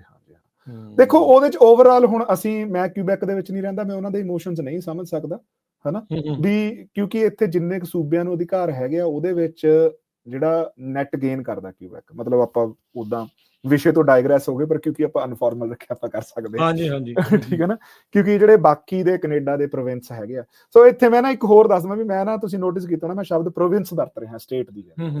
ਸੋ ਜਿਹੜੀ ਕੈਨੇਡਾ ਦੇ ਵਿੱਚ ਜਿਹੜੀ ਸਟੇਟ ਹੈ ਉਹਨੂੰ ਪ੍ਰੋਵਿੰਸ ਕਹਿੰਦੇ ਆ, ਇੱਥੇ 10 ਮੇਜਰ ਪ੍ਰੋਵਿੰਸ ਹੈ, ਸੋ ਏਦਾਂ ਲਾ ਲਓ ਵੀ 10 ਮੇਜਰ ਸਟੇਟਾਂ ਨੇ, ਠੀਕ ਹੈ। ਜਿਹੜੀ ਸਭ ਤੋਂ ਵੱਡੀ ਪ੍ਰੋਵਿੰਸ ਹੈਗੀ ਓਨਟਾਰੀਓ ਹੈ, ਜਿਹਦੇ ਚ ਬਰੈਂਪਟਨ, ਟੋਰਾਂਟੋ, ਓਟਾਵਾ ਜਿਹੜੀ ਕੈਨੇਡਾ ਦੀ ਰਾਜਧਾਨੀ ਹੈ ਓਨਟਾਰੀਓ ਦੇ ਵਿੱਚ ਹੈ, ਹਨਾ। ਫਿਰ ਜਿਹੜੀ ਉਸ ਤੋਂ ਸੈਕੰਡ ਲਾਰਜੈਸਟ ਪ੍ਰੋਵਿੰਸ ਆ ਉਹ ਕਿਊਬੈਕ ਹੈ, ਤੀਜੇ ਨੰਬਰ ਤੇ ਜਿਹੜੀ ਵੱਡੀ ਹੈਗੀ ਆ ਉਹ ਬ੍ਰਿਟਿਸ਼ ਕੋਲੰਬੀਆ, ਤੇ ਚੌਥੇ ਨੰਬਰ ਤੇ ਅਲਬਰਟਾ। ਸੋ ਜਿਹੜੀਆਂ 4 ਮੇਜਰ ਆਪਾਂ ਕੈਨੇਡਾ ਦੀਆਂ ਪ੍ਰੋਵਿੰਸਸ ਕਹਿ ਸਕਦੇ ਹਾਂ, ਜਿੱਥੇ ਜ਼ਿਆਦਾ ਪੋਪੂਲੇਸ਼ਨ ਇਹਨਾਂ ਚ ਰਹਿੰਦੀ ਹੈ, ਜਿੱਥੇ ਜ਼ਿਆਦਾ ਆਬਾਦੀ ਹੈ। ਸਭ ਤੋਂ ਜ਼ਿਆਦਾ ਤਾਂ ਦੇਖੋ ਲਗਭਗ 40 ਕੇ 50% ਆਬਾਦੀ ਤਾਂ ਇਕੱਲੇ ਓਨਟਾਰੀਓ ਚ ਆ, ਜਿਹੜਾ ਗ੍ਰੇਟਰ ਟੋਰਾਂਟੋ ਏਰੀਆ ਹੈ, ਜਿਹਦੇ ਚ ਟੋਰਾਂਟੋ, ਮਿਸੀਸਾਗਾ, ਹੈਮਿਲਟਨ, ਆਪਣਾ ਬਰੈਂਪਟਨ, ਜਿੱਥੇ ਪੰਜਾਬੀਆਂ ਦੀ ਵੀ ਸੰਘਣੀ ਵਸੋਂ ਹੈ, ਸੋ ਉੱਥੇ ਹੀ ਸਭ ਤੋਂ ਜ਼ਿਆਦਾ ਆਬਾਦੀ ਹੈਗੀ ਹੈ। ਫਿਰ ਦੂਜੇ ਨੰਬਰ ਤੇ ਜਿਹੜਾ ਵੈਨਕੂਵਰ ਦਾ ਏਰੀਆ ਹੈਗਾ ਬ੍ਰਿਟਿਸ਼ ਕੋਲੰਬੀਆ ਦਾ, ਉੱਥੇ ਕਾਫੀ ਜ਼ਿਆਦਾ ਸੰਘਣੀ ਆਬਾਦੀ ਹੈ। ਸੋ ਜਿਹੜੇ ਪ੍ਰੋਵਿੰਸ 10 ਪ੍ਰੋਵਿੰਸ ਹੈ, ਉਹ ਤੋਂ ਬਾਅਦ ਫਿਰ 4 ਐਟਲਾਂਟਿਕ ਪ੍ਰੋਵਿੰਸਿਸ ਦੇ ਵਿੱਚ ਜਿਹੜੇ ਬਿਲਕੁਲ ਐਟਲਾਂਟਿਕ ਓਸ਼ਨ ਦੇ ਨਾਲ ਲੱਗਦੇ ਆ। ਉਹ ਨਿਊਯਾਰਕ ਦੇ ਨਾਲ ਤਾਂ ਚਲੋ ontario ਲੱਗ ਜਾਂਦਾ, ਜਿਹੜਾ ਨਿਊ ਫਾਊਂਡਲੈਂਡ ਆ ਉਹਦੇ ਜਿਹੜਾ ਵਿੱਚ ਨਿਊ ਫਿਨਲੈਂਡ ਐਂਡ ਲੈਬਰਾਡੋਰ, ਉਹ 2 ਪ੍ਰੋਵਿੰਸ ਹੈ ਜੀ। ਉਸ ਠੀਕ ਤੋਂ ਹੈ। ਬਾਅਦ ਨੋਵਾ ਸਕਾਟੀਆ ਹੋ ਗਿਆ, ਨਿਊ ਬ੍ਰੰਸਵਿਕ ਹੋ ਗਿਆ ਤੇ ਪ੍ਰਿੰਸ ਐਡਵਰਡ ਆਈਲੈਂਡ।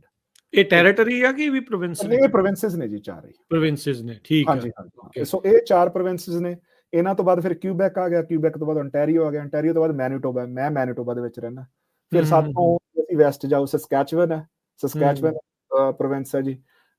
ਉਤੋਂ ਵੈਸਟ ਜਾਓ ਐਲਬਰਟਾ, ਜਿਹਦੇ ਵਿੱਚ ਕੈਲਗਰੀ ਤੇ ਐਡਮਿੰਟਨ ਸ਼ਹਿਰ ਨੇ, ਤੇ ਉਤੋਂ ਵੈਸਟ ਜਾਓ ਬ੍ਰਿਟਿਸ਼ ਕੋਲੰਬੀਆ, ਜਿਹਦੇ ਚ ਆਪਣਾ ਵੈਨਕੂਵਰ ਤੇ ਸਰੀ ਨੇ।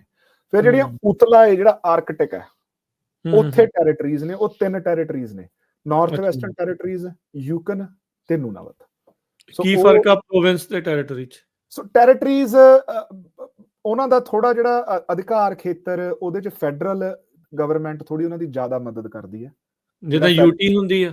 ਹਾਂਜੀ, ਯੂਨੀਅਨ ਟੈਰੀਟਰੀ ਜਿਵੇਂ ਹੁੰਦੀ ਹੈ, ਉਸ ਹਿਸਾਬ ਦੇ ਨਾਲ ਹੈ, ਉਸ ਹਿਸਾਬ ਦੇ ਨਾਲ। ਹਾਂਜੀ, ਸੋ ਉਹਨਾਂ ਨੂੰ, ਕਿਉਂਕਿ ਹੁਣ ਆਬਾਦੀ ਬਹੁਤ ਥੋੜੀ ਹੈ, ਨੂਨਾਵਤ ਦੀ ਸਿਰਫ, ਮਤਲਬ ਨੂਨਾਵਤ ਤੁਸੀਂ ਲਾ ਲਓ ਵੀ ਅਮਰੀਕਾ ਦੀਆਂ ਘੱਟੋ ਘੱਟ 10 ਸਟੇਟਾਂ ਜਾਂ 12 ਸਟੇਟਾਂ ਜਿੱਡਾ ਵੱਡਾ ਹੋਣਾ, ਤੇ ਉਹਦੀ ਆਬਾਦੀ ਹੈਗੀ ਆ ਸਾਰੀ 60-65 ਹਜ਼ਾਰ, ਵੀ ਮਿਲਪੀਟਸ ਨਾਲੋਂ ਵੀ ਘੱਟ ਹੈ। ਠੀਕ ਹੈ ਨਾ। ਉਹ ਇੰਨੇ ਵੱਡੇ ਏਰੀਏ ਦੇ ਵਿੱਚ ਫਿਰ ਉਹ ਜਿਹੜੀਆਂ ਲੋਕਲ ਸਰਕਾਰਾਂ ਕੋਲ ਨਾ ਤਾਂ ਇੰਨੇ ਰਿਸੋਰਸਿਸ ਹੈ, ਠੀਕ ਹੈ, ਉਹ ਆਪਣੀ ਮੈਨੇਜਮੈਂਟ ਕਰਦੇ ਆ, ਪਰ ਫਿਰ ਫੈਡਰਲ ਗਵਰਨਮੈਂਟ ਦੀ ਉੱਥੇ ਇਨਵੋਲਵਮੈਂਟ ਚਾਹੀਦੀ, ਉੱਥੇ ਫੰਡਿੰਗ ਫਿਰ ਉਹਨਾਂ ਨੂੰ ਫੈਡਰਲ ਉਸ ਹਿਸਾਬ ਨਾਲ। ਹਾਂਜੀ ਮਿਲਦੀ ਆ। ਹਾਂ, ਫਿਰ ਉੱਥੇ ਹੁਣ ਜਿਹੜਾ ਫਿਰ ਅੱਗੇ ਜਿਵੇਂ ਗਲੋਬਲ ਵਾਰਮਿੰਗ ਦੇ ਨਾਲ ਅੱਗੇ ਗਰਮੀ ਹੋ ਰਹੀ ਹੈ, ਉਹਦੇ ਨਾਲ ਫਿਰ ਹੋਰ ਫੈਡਰਲ ਗਵਰਨਮੈਂਟ ਦੀ ਉੱਥੇ ਇਨਵੋਲਵਮੈਂਟ ਚਾਹੀਦੀ ਹੈ, ਮਿਲਟਰੀ ਬੇਸਿਸ, ਇਹ ਉਹ ਸਾਰਾ ਲੋਕਾਂ ਨੇ ਵੀ ਫਿਰ ਮੂਵ ਕਰਨਾ ਉਧਰ ਨੂੰ, ਜਦੋਂ ਹੋਰ ਥਾਵਾਂ ਤੇ ਗਰਮੀ ਹੋਣੀ ਹੈ, ਹੋ ਸਕਦਾ ਜੀ। ਰਿਸੋਰਸਿਸ ਫਿਰ ਉੱਥੇ ਪ੍ਰੋਵਾਈਡ ਤਾਂ ਕਰਨੇ ਹੀ ਪੈਣਗੇ। ਬਿਲਕੁਲ ਜੀ, ਬਿਲਕੁਲ। ਤੇ ਇਹ ਜਿਹੜੀ ਆਬਾਦੀ ਦੇ ਹਿਸਾਬ ਦੇ ਨਾਲ ਇੱਕ ਪ੍ਰੋਵਿੰਸ ਦੇ ਕੋਲ ਸੀਟਾਂ ਹੁੰਦੀਆਂ? ਹਾਂਜੀ। ਠੀਕ ਆ। ਸਭ ਤੋਂ ਜ਼ਿਆਦੀਆਂ ਸੀਟਾਂ ਜੇ ਹੈ ਤੁਹਾਨੂੰ ਆਈਡੀਏ ਦੇ ਵਿੱਚ ਇਹ ਜਾਣਕਾਰੀ ਹੈ, top of your mind? ontario ਜੀ, ontario ਦੀਆਂ ਸਭ ਤੋਂ ਜ਼ਿਆਦੀਆਂ ਸੀਟਾਂ ਨੇ? ontario ਦੇ ਵਿੱਚ ਸਭ ਤੋਂ ਜ਼ਿਆਦਾ ਸੀਟਾਂ ਨੇ, ਤੇ ਉਸ ਤੋਂ ਬਾਅਦ ਦੂਜੇ ਨੰਬਰ ਤੇ ਜਿਹੜੀਆਂ ਸੀਟਾਂ ਹੈਗੀਆਂ ਨੇ, ਉਹ ਆਪਣੇ ਬ੍ਰਿਟਿਸ਼ ਕੋਲੰਬੀਆ ਦੇ ਕੋਲ। ਹਾਂਜੀ, ਉੱਥੇ ਵੀ ਆਬਾਦੀ ਜ਼ਿਆਦਾ। ਸੋ ਬੇਸਿਕਲੀ ਦੋਨੋਂ ਕੋਸਟ ਦੇ ਉੱਤੇ ਜ਼ਿਆਦਾ ਆਪਾਂ ਦੇਖਦੇ ਹਾਂ। ਬਿਲਕੁਲ ਜੀ, ਬਿਲਕੁਲ। ਹਾਂਜੀ। ਸੋ ਇਹ ਇਸ ਤਰੀਕੇ ਦੇ ਨਾਲ ਜਿਹੜੀਆਂ ਫੈਡਰਲ ਇਲੈਕਸ਼ਨਸ ਕੰਮ ਜਿਹੜੀਆਂ ਕਰ ਰਹੀਆਂ, ਤੇ ਇਸ ਵਾਰ ਪ੍ਰਧਾਨ ਮੰਤਰੀ ਦੇ ਉਮੀਦਵਾਰ ਕਿਹੜੇ ਆ? 3 ਦਾ ਤੁਸੀਂ ਨਾਂ ਲਿਆ, ਕੋਈ ਚੌਥਾ ਹੈਗਾ ਹੋਰ? ਕੀ ਇਹ 3 ਹੀ ਜ਼ਿਆਦਾ ਮੇਨ, ਇਹਨਾਂ ਚ ਹੀ ਜ਼ਿਆਦਾ? ਇਹ 3 ਹੀ ਹੈ ਜੀ। NDP ਤੋਂ ਜਗਮੀਤ ਸਿੰਘ, ਲਿਬਰਲ ਪਾਰਟੀ ਤੋਂ ਮਾਰਕ ਕਾਰਨੀ, ਤੇ ਕੰਜ਼ਰਵੇਟਿਵ, ਜਿਹਨੂੰ PC ਪ੍ਰੋਗਰੈਸਿਵ ਕੰਜ਼ਰਵੇਟਿਵਸ ਕਹਿ ਦਿੰਦੇ ਉਹਨਾਂ ਨੂੰ, ਉਹਨਾਂ ਵੱਲੋਂ ਹੈਗੇ ਆਪਣੇ ਪੀਅਰ ਪੋਲੀਵੀਅਰ। ਇਹ ਪ੍ਰੋਗਰੈਸਿਵ ਕੰਜ਼ਰਵੇਟਿਵ ਨੇ? ਹਾਂਜੀ, ਉਹਨਾਂ ਨੇ। ਸੋ ਕਿਉਂਕਿ ਕੈਨੇਡਾ, ਜੇ ਹੁਣ ਆਪਾਂ ਪੋਲੀਟੀਕਲ ਸਪੈਕਟਰਮ ਤੇ ਗੱਲ ਕਰ ਲਈਏ, ਇਹ ਜਿਹੜੇ ਅਮਰੀਕਾ ਦੇ ਵਿੱਚ, ਇੱਕ ਇਹ ਵੀ ਗੱਲ ਸਮਝਣ ਵਾਲੀ ਗੱਲ ਹੈਗੀ ਹੈ ਹੁਣ, ਕਿਉਂਕਿ PC ਪਾਰਟੀ ਕੰਜ਼ਰਵੇਟਿਵ ਸ਼ਬਦ ਵਰਤਦੀ ਹੈ। ਕੰਜ਼ਰਵੇਟਿਵ ਦਾ ਮਤਲਬ ਹੈ ਵੀ ਉਹ ਰਾਈਟ ਵਿੰਗ ਪਾਰਟੀ, ਪਰ ਜਿਹੜੀ PC ਹੈ, ਉਹ ਡੈਮੋਕ੍ਰੈਟਿਕ ਪਾਰਟੀ, ਜਿਹੜੀ ਕਿ ਅਮਰੀਕਾ ਦੇ ਵਿੱਚ ਲੈਫਟ ਵਿੰਗ ਪਾਰਟੀ ਹੈ, ਉਹਦੇ ਨਾਲੋਂ ਲੈਫਟ ਹੈ। ਅੱਛਾ, ਇਹ ਉਹ ਤੋਂ ਵੀ ਲੈਫਟ ਆ? ਹਾਂਜੀ।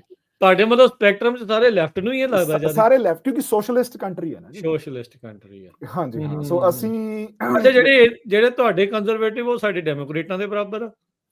ਲਾ ਲਓ ਲਗਭਗ। ਹਾਂਜੀ। ਤੇ ਜਿਹੜੇ ਇੱਥੇ ਦੇ ਪ੍ਰੋਗਰੈਸਿਵ ਆ, ਉਹ NDP ਦੇ ਬਰਾਬਰ ਆ ਕਿ ਲਿਬਰਲ ਦੇ ਬਰਾਬਰ ਆ? ਉਹ ਤੁਹਾਡੇ ਤਾਂ ਹੈ ਹੀ ਨਹੀਂ ਜੀ, ਤੁਹਾਡੇ ਮਤਲਬ ਤੁਹਾਡੇ ਨਹੀਂ ਹੈ। ਜੇ ਉਹ ਸਾਡੇ ਹੁਣ ਡੈਮੋਕ੍ਰੇਟਾਂ ਦਾ ਵੀ 2 ਧੜੇ ਆ ਨਾ, ਥੋੜੇ ਜਿਹੇ ਸੈਂਟਰਿਸਟ ਜਾਂ ਐਸਟੈਬਲਿਸ਼ਮੈਂਟ ਵਾਲੇ, ਤੇ ਜਿਹੜੇ ਥੋੜੇ ਨਵੇਂ ਆ, ਬਰਨੀ ਸੈਂਡਰਸ ਵਾਲੇ, AOC ਵਾਲੇ, ਸਕੁਆਡ ਵਾਲੇ, ਉਹ ਪ੍ਰੋਗਰੈਸਿਵ ਥੋੜੇ। ਬਰਨੀ ਸੈਂਡਰਸ ਆ, ਉਹ ਆਪਾਂ ਕਹਿ ਸਕਦੇ ਆ ਵੀ ਬਰਨੀ ਸੈਂਡਰਸ NDP ਦੇ ਲਾਗੇ ਹੈਗਾ। ਅੱਛਾ, NDP ਦੇ ਲਾਗੇ ਜਿਹੜਾ ਉਹ ਹੈਗਾ। ਹਾਂਜੀ, ਹਾਂ। ਸੋ ਤੁਹਾਡੇ ਮਤਲਬ ਸਾਰਾ ਹੀ ਸਪੈਕਟਰਮ ਲੈਫਟ ਲੀਨਿੰਗ ਆ। ਤੇ ਇਹਨਾਂ ਦੀਆਂ ਜਿਹੜਾ ਸੈਂਟਰ ਦੇ ਜ਼ਿਆਦਾਤਰ ਹੁਣ ਅਮਰੀਕਾ ਦੇ ਵਿੱਚ ਗੁਰਜਸਪਾਲ ਇਹ ਸੋਚਦੇ ਆ ਵੀ ਟੂ ਮਚ ਲੈਫਟ ਜਾਂ ਟੂ ਮਚ ਰਾਈਟ ਇਹ ਬੜਾ ਚੰਗਾ ਨਹੀਂ। ਹਾਂਜੀ, ਵੀ ਐਕਸਟ੍ਰੀਮ ਜਿਹੜਾ ਉਹ ਕਿਸੇ ਦਾ ਵੀ ਚੰਗਾ ਨਹੀਂ, ਸੈਂਟਰਿਸਟ ਹੋਣਾ ਕਿਤੇ ਨਾ ਕਿਤੇ ਲੋੜ ਆ। ਤੇ ਲੋਕ ਤਾਂ ਜ਼ਿਆਦਾ ਕੰਜ਼ਰਵੇਟਿਵ ਦੇ ਥੋੜੇ ਹੱਕ ਚ ਆ, ਜਾਂ ਤੁਹਾਡੇ ਵੀ ਜਿਹੜਾ ਸੋਸ਼ਲਿਸਟ ਦੀ ਭਾਵਨਾ ਘਟ ਰਹੀ ਆ ਉੱਥੇ ਕੀ ਆ, ਜਾਂ ਬਰਾਬਰ ਆ, ਜਾਂ ਵੱਧ ਰਹੀ ਹੈ? ਕੀ ਸਿਚੁਏਸ਼ਨ ਆ ਸੋਸ਼ਲਿਜ਼ਮ ਨੂੰ ਜਿਹੜਾ ਉਹ ਲੈ ਕੇ? ਇਹ ਮਸਲੇ ਤੇ ਡਿਪੈਂਡ ਕਰਦਾ ਹੈ। ਹੁਣ ਜਿਵੇਂ ਜਿਹੜਾ ਹੈਲਥ ਕੇਅਰ ਹੈ, ਹੁਣ ਜਿਹੜਾ ਕੈਨੇਡਾ ਦੇ ਵਿੱਚ ਇੱਕ ਫ੍ਰੀ ਹੈਲਥ ਕੇਅਰ ਹੈ। ਹੈਲਥ ਕੇਅਰ ਦਾ ਵੀ ਕੋਈ ਵੀ ਜਿਹੜਾ ਕੈਨੇਡਾ ਦਾ ਰੈਜ਼ੀਡੈਂਟ ਹੈ, ਵਰਕ ਪਰਮਿਟ ਤੱਕ, ਉਹਦੀ ਜਿਹੜੀਆਂ ਹੈਲਥ ਵਾਲੀਆਂ ਜਿਹੜੀਆਂ ਸਿਹਤ ਸਹੂਲਤਾਂ ਉਹ ਸਰਕਾਰ ਵੱਲੋਂ ਕਵਰਡ ਹੈ, ਮੁਫਤ ਨੇ। ਹੁਣ ਆਪਣੇ ਅਮਰੀਕਾ ਦੇ ਵਿੱਚ ਤਾਂ ਇਹ ਗੱਲ ਸਿਰਫ ਬਰਨੀ ਸੈਂਡਰਸ ਗੱਲ ਕਰਦਾ, ਪਰ ਸਾਡੇ ਹੁਣ ਇਸ ਮਸਲੇ ਤੇ ਸਾਰੀਆਂ ਪਾਰਟੀਆਂ ਇਕਜੁੱਟ ਹੈ। ਹਾਲਾਂਕਿ ਜਿਹੜੀ ਕੰਜ਼ਰਵੇਟਿਵ ਪਾਰਟੀ ਹੈ ਉਹਨੂੰ ਕਿਉਂਕਿ ਇਹ ਗੱਲ ਕਹਿ ਦਿੰਦੇ ਆ ਵੀ ਕਿਉਂਕਿ ਉਹਨਾਂ ਨੂੰ ਪ੍ਰਾਈਵੇਟ ਕਾਰਪੋਰੇਸ਼ਨਸ ਤੋਂ ਫੰਡਿੰਗ ਮਿਲਦੀ ਹੈ ਤੇ ਪ੍ਰਾਈਵੇਟ ਕਾਰਪੋਰੇਸ਼ਨਸ ਦਾ, ਇੰਸ਼ੋਰੈਂਸ ਕਾਰਪੋਰੇਸ਼ਨਸ ਦਾ ਇਸ ਗੱਲ 'ਚ ਇੰਟਰਸਟ ਹੈ ਵੀ ਕੈਨੇਡਾ ਦੇ ਵਿੱਚ ਹੈਲਥ ਕੇਅਰ ਪ੍ਰਾਈਵੇਟਾਈਜ਼ ਹੋਵੇ। ਸੋ ਇਹ ਗੱਲ ਕਹੀ ਜਾਂਦੀ ਹੈ ਵੀ ਜਿਹੜੀ ਕੰਜ਼ਰਵੇਟਿਵ ਪਾਰਟੀ ਹੈ ਉਹ ਪ੍ਰਾਈਵੇਟਾਈਜ਼ ਹੈਲਥ ਕੇਅਰ ਕਰਨਾ ਚਾਹੁੰਦੀ ਹੈ ਤੇ ਉਹ ਨਿੱਕੇ ਕਦਮ ਉਧਰ ਲੈਂਦੀ ਹੈ। ਪਰ ਕਿਉਂਕਿ ਨਾ ਤਾਂ ਉਹਨਾਂ ਦੇ ਮੈਂਬਰਸ ਦੀ ਨਾ ਪਬਲਿਕ ਦੀ ਕੋਈ ਵੀ ਵੇਵ ਉਧਰ ਨਹੀਂ ਹੈਗੀ, ਖੁੱਲ੍ਹੇਆਮ ਇਹ ਗੱਲ ਨਹੀਂ ਹੁੰਦੀ। ਠੀਕ ਹੈ ਨਾ। ਸੋ ਸਾਰੀ ਜਿਹੜੀ ਗੱਲ ਹੈਗੀ ਹੈ, ਸੋ ਇਹ ਇੱਕ ਮਸਲਾ। ਹੁਣ ਇਹਦੇ ਤੇ ਤਾਂ ਸਾਡੀ ਸਾਰੀ ਹੀ ਤੁਸੀਂ ਲਾ ਲਓ ਵੀ ਜੇ ਤੁਸੀਂ ਅਮਰੀਕਾ ਦੇ ਹਿਸਾਬ ਨਾਲ ਕਹੋਗੇ ਤਾਂ ਅਸੀਂ ਜਮਾ ਹੀ ਲੈਫਟ ਹੈ ਉਸ ਮਸਲੇ। ਫਿਰ ਜਿਹੜੀਆਂ ਹੈਗੀਆਂ ਸੋਸ਼ਲ ਮਸਲੇ ਆ, ਸੋਸ਼ਲ ਮਸਲੇ ਹੈਗੇ ਵੀ ਜਿਹੜੇ LGBTQ ਅਧਿਕਾਰ, ਆਪਣੇ ਜਿਹੜੇ ਬੱਚਿਆਂ ਨੂੰ ਕੀ ਪੜ੍ਹਾਉਣਾ ਕੀ ਨਹੀਂ ਪੜ੍ਹਾਉਣਾ, ਹਨਾ, ਇਹ ਸਾਰੀਆਂ ਚੀਜ਼ਾਂ ਇਹਦੇ 'ਚ ਡਿਵਾਈਡ ਹੈ। ਹੁਣ ਇਹਦੇ 'ਚ ਕੰਜ਼ਰਵੇਟਿਵ ਕਹਿੰਦੇ ਆ ਵੀ ਯਾਰ ਇਹ ਪਰਿਵਾਰ ਦਾ ਮਸਲਾ, ਇਹਦੇ 'ਚ ਸਰਕਾਰ ਦੀ ਦਖਲਅੰਦਾਜ਼ੀ ਨਹੀਂ ਚਾਹੀਦੀ। ਜਿਹੜੀ NDP ਤੇ ਲਿਬਰਲ ਆ ਉਹ ਇਹਦੇ ਤੇ ਲਗਭਗ ਇੱਕ ਮਤ ਹੈ ਵੀ ਨਹੀਂ, ਵੀ ਇਹ ਜਿਹੜੀ ਫਰੀडम ਟੂ ਚੂਜ਼ ਹੈ ਵੀ ਅਸੀਂ ਚਾਹੁੰਦੇ ਆ ਜਾਂ ਕੀ ਹੈ। ਜਿਹੜਾ ਪ੍ਰੋ ਚੋਇਸ ਜਾਂ ਪ੍ਰੋ ਲਾਈਫ ਵਾਲਾ ਜਿਹੜਾ ਪ੍ਰੋ ਚੋਇਸ ਹੈਗਾ ਉਹ ਹੈਗਾ ਅਬੋਰਸ਼ਨ ਰਾਈਟਸ। ਅਬੋਰਸ਼ਨ ਰਾਈਟਸ ਦੇ ਵਿੱਚ ਵੀ ਹਾਲਾਂਕਿ ਕੰਜ਼ਰਵੇਟਿਵ ਪਾਰਟੀ ਦੇ ਜਿਹੜੇ ਕੁਝ ਮੈਂਬਰ ਹੈ ਉਹ ਉਸ ਸਪੈਕਟਰਮ 'ਚ ਲਾਈ ਕਰਦੇ ਆ ਅਮਰੀਕਾ ਵਾਂਗੂ, ਵੀ ਜਿਹੜੇ ਕਹਿੰਦੇ ਵੀ ਅਬੋਰਸ਼ਨ ਬੈਨ ਹੋਣਾ, ਅੱਛਾ ਪ੍ਰੋ ਲਾਈਫ ਵਾਲੇ 'ਚ, ਜਿਹੜੇ ਪ੍ਰੋ ਲਾਈਫ ਵਾਲੇ 'ਚ, ਪਰ ਉਹਨਾਂ ਦੀ ਗਿਣਤੀ ਬਹੁਤ ਥੋੜੀ ਹੈ ਕਿਉਂਕਿ ਹੁਣ ਕੈਨੇਡਾ ਦੇ ਵਿੱਚ ਜਿਹੜੀ ਅਬੋਰਸ਼ਨ ਰਾਈਟਸ ਨੂੰ ਹੁਣ ਲਗਭਗ 30 ਸਾਲ ਤੋਂ ਉੱਤੇ ਹੋ ਗਏ। ਸੋ ਜਿਹੜੀ ਜਨਰਲੀ ਜਿਹੜੀ ਆਬਾਦੀ ਆ ਉਹ ਇਸ ਮਸਲੇ ਬਾਰੇ ਗੱਲ ਨਹੀਂ ਕਰਦੀ। ਸੋ ਜਿਹੜੀ ਇਵਨ ਕੰਜ਼ਰਵੇਟਿਵ ਪਾਰਟੀ ਵੀ ਖੁੱਲ ਕੇ, ਹਾਲਾਂਕਿ ਉਹ ਕਹਿੰਦੇ ਆ ਵੀ ਹਾਂ ਜਿਹੜੀ ਪ੍ਰੋ ਲਾਈਫ ਹੈ ਉਹਦੀ ਗੱਲ ਹੋਣੀ ਚਾਹੀਦੀ ਹੈ, ਪਰ ਓਵਰਆਲ ਜਿਹੜਾ ਕੈਨੇਡਾ ਉਹ ਇਸ ਗੱਲ ਬਾਰੇ ਉਹ ਪ੍ਰੋ ਚੋਇਸ ਵਾਲੀ ਸਾਈਡ ਤੇ ਹੀ ਲਾਈ ਕਰਦਾ ਹੈਗਾ। ਸੋ ਨਾ ਦੇਖੋ ਕਾਫੀ ਜਿਹੜੀਆਂ ਚੀਜ਼ਾਂ। ਅੱਛਾ, ਹੈਲਥ ਕੇਅਰ ਨੂੰ ਲੈ ਕੇ ਅਮਰੀਕਾ 'ਚ ਇਹ ਭਾਵਨਾ ਹੈ ਗੁਰਜਸਪਾਲ ਵੀ ਫ੍ਰੀ ਹੋਣ ਕਰਕੇ ਉੱਥੇ ਵਾਰੀਓ ਹੀ ਨਹੀਂ ਆਉਂਦੀ, ਗੱਲ ਹੀ ਨਹੀਂ ਜਿਹੜੀ ਉਹ ਬਣਦੀ। ਇਹ ਕੀ ਹਰ ਪ੍ਰੋਵਿੰਸ ਦੇ ਵਿੱਚ ਇਦਾਂ ਆ ਜਾਂ ਪ੍ਰੋਵਿੰਸ ਟੂ ਪ੍ਰੋਵਿੰਸ, ਸ਼ਹਿਰ ਟੂ ਸ਼ਹਿਰ ਇਹ ਜਿਹੜੇ ਡਿਫਰੈਂਸਿਸ ਜਿਹੜੇ ਹੈਗੇ ਆ, ਜਿੱਥੇ ਆਬਾਦੀ ਵੱਧ ਆ ਘੱਟ ਆ, ਹਸਪਤਾਲਾਂ ਦੇ ਨੰਬਰ ਆ, ਇਹ ਕਿੱਦਾਂ ਫਰਕ ਤੁਸੀਂ ਦੇਖਦੇ ਹੋ ਓਵਰਆਲ ਕੈਨੇਡਾ ਦੇ ਵਿੱਚ ਜਿਹੜਾ ਹੈਲਥ ਕੇਅਰ ਦੀ ਭਾਵਨਾ ਨੂੰ ਲੈ ਕੇ ਅਮਰੀਕਾ ਦੇ ਜਿਹੜੇ ਲੋਕ ਇੱਥੇ ਸੋਚਦੇ ਆ? ਇਹਦੇ 'ਚ ਦੋ ਗੱਲਾਂ ਨੇ। ਮਤਲਬ ਇਵਨ ਕੈਨੇਡਾ ਦੇ ਵਿੱਚ ਵੀ ਇਹ ਭਾਵਨਾ ਤੁਹਾਨੂੰ ਮਿਲ ਜਾਂਦੀ ਹੈ ਵੀ ਕੈਨੇਡਾ ਦੀ ਤਾਂ ਜਿਹੜੀ ਹੈਲਥ ਕੇਅਰ ਆ ਉਹ ਬਹੁਤ ਮਾੜੀ ਆ। ਇਹ ਮੇਰੇ ਖਿਆਲ ਨਾਲ ਸ਼ਹਿਰ ਟੂ ਸ਼ਹਿਰ ਵੇਰੀ ਕਰਦੀ ਆ, ਹਸਪਤਾਲ ਟੂ ਹਸਪਤਾਲ ਵੇਰੀ ਕਰਦੀ ਹੈ, ਨੰਬਰ 1। ਨੰਬਰ 2, ਇਹਦੇ ਵਿੱਚ ਇੱਕ ਬਹੁਤ ਵੱਡੀ ਮਿਸ ਅੰਡਰਸਟੈਂਡਿੰਗ ਵੀ ਹੈਗੀ ਆ ਲੋਕਾਂ ਨੂੰ ਵੀ ਐਮਰਜੈਂਸੀ ਤੇ ਰੈਗੂਲਰ ਕਲੀਨਿਕ ਦੇ ਵਿੱਚ ਜਾਣ ਦਾ ਕੀ ਮਤਲਬ ਹੈ। ਸੋ ਇੱਥੇ ਮੈਂ ਥੋੜਾ ਜਿਹਾ ਇੱਕ ਪਹਿਲਾਂ ਸਟੈਪ ਬੈਕ ਲੈ ਕੇ ਜੇ ਮੈਂ ਦੱਸਣਾ ਹੋਵੇ ਵੀ ਜਿਹੜੀਆਂ ਅਸੀਂ ਰੈਗੂਲਰ ਡਾਕਟਰ ਵਿਜ਼ਿਟਸ ਆ ਉਹਨਾਂ ਲਈ ਕਲੀਨਿਕ ਬਣੇ ਹੋਏ ਆ। ਸੋ ਜਿਹੜੇ ਕਲੀਨਿਕ ਹਾਲਾਂਕਿ ਉਹ ਪ੍ਰਾਈਵੇਟਲੀ ਰਨ ਹੈ ਪਰ ਉਹਨਾਂ ਨੂੰ ਪੇ ਸਰਕਾਰ ਕਰਦੀ ਹੈ। ਸੋ ਜਿਹੜੇ ਤੁਹਾਡੇ ਫੈਮਿਲੀ ਡਾਕਟਰ ਆਪਾਂ ਕਹਿ ਲਈਏ, ਹੁਣ ਜਿਹੜਾ ਫੈਮਿਲੀ ਡਾਕਟਰ ਹੈ ਐਟਲੀਸਟ ਮੈਨੀਟੋਬਾ ਦੇ ਵਿੱਚ, ਜਿਹੜੇ ਬਾਕੀ ਪ੍ਰੋਵਿੰਸਿਸ ਦੇ ਵਿੱਚ ਵੀ, ਜਦੋਂ ਤੁਹਾਡਾ ਫੈਮਿਲੀ ਡਾਕਟਰ ਬਣ ਗਿਆ ਤੁਸੀਂ ਉਹਦੇ ਨਾਲ ਅਪਾਇੰਟਮੈਂਟ ਲੈ ਕੇ ਕਦੇ ਵੀ ਉੱਥੇ ਜਾ ਸਕਦੇ ਹੋ। ਠੀਕ ਹੈ। ਤੇ ਜਦੋਂ ਤੁਸੀਂ ਅਪਾਇੰਟਮੈਂਟ ਲੈ ਕੇ ਗਏ ਅੱਧਾ ਪੌਣਾ ਘੰਟਾ ਜਿੰਨਾ ਤੁਹਾਨੂੰ ਉੱਥੇ ਅਪਾਇੰਟਮੈਂਟ 'ਚ ਰੈਗੂਲਰ, ਵੀ ਮੈਂ ਅਮਰੀਕਾ 'ਚ ਵੀ ਰਿਹਾ, ਹੁਣ ਮੈਂ ਕਾਈਜ਼ਰ 'ਚ ਜਾਂਦਾ, ਲੱਗਦਾ ਹੀ ਜਿੰਨਾ ਕੁ ਸਮਾਂ ਤੁਹਾਨੂੰ ਲੱਗਣਾ ਓਨਾ ਕੁ ਸਮਾਂ ਲੱਗਦਾ। ਫਿਰ ਜੇ ਤੁਹਾਡੇ ਹੁਣ ਕਈ ਲੋਕਾਂ ਕੋਲੇ ਫੈਮਿਲੀ ਡਾਕਟਰ ਨਹੀਂ ਹੈਗੇ, ਫਿਰ ਉਹ ਆਪਣੇ ਵਾਕ ਇਨ ਕਲੀਨਿਕ ਜਾਂਦੇ ਆ। ਸੋ ਥਾਂ ਵਾਕ ਇਨ ਕਲੀਨਿਕ ਖੁੱਲੇ ਹੋਏ ਆ।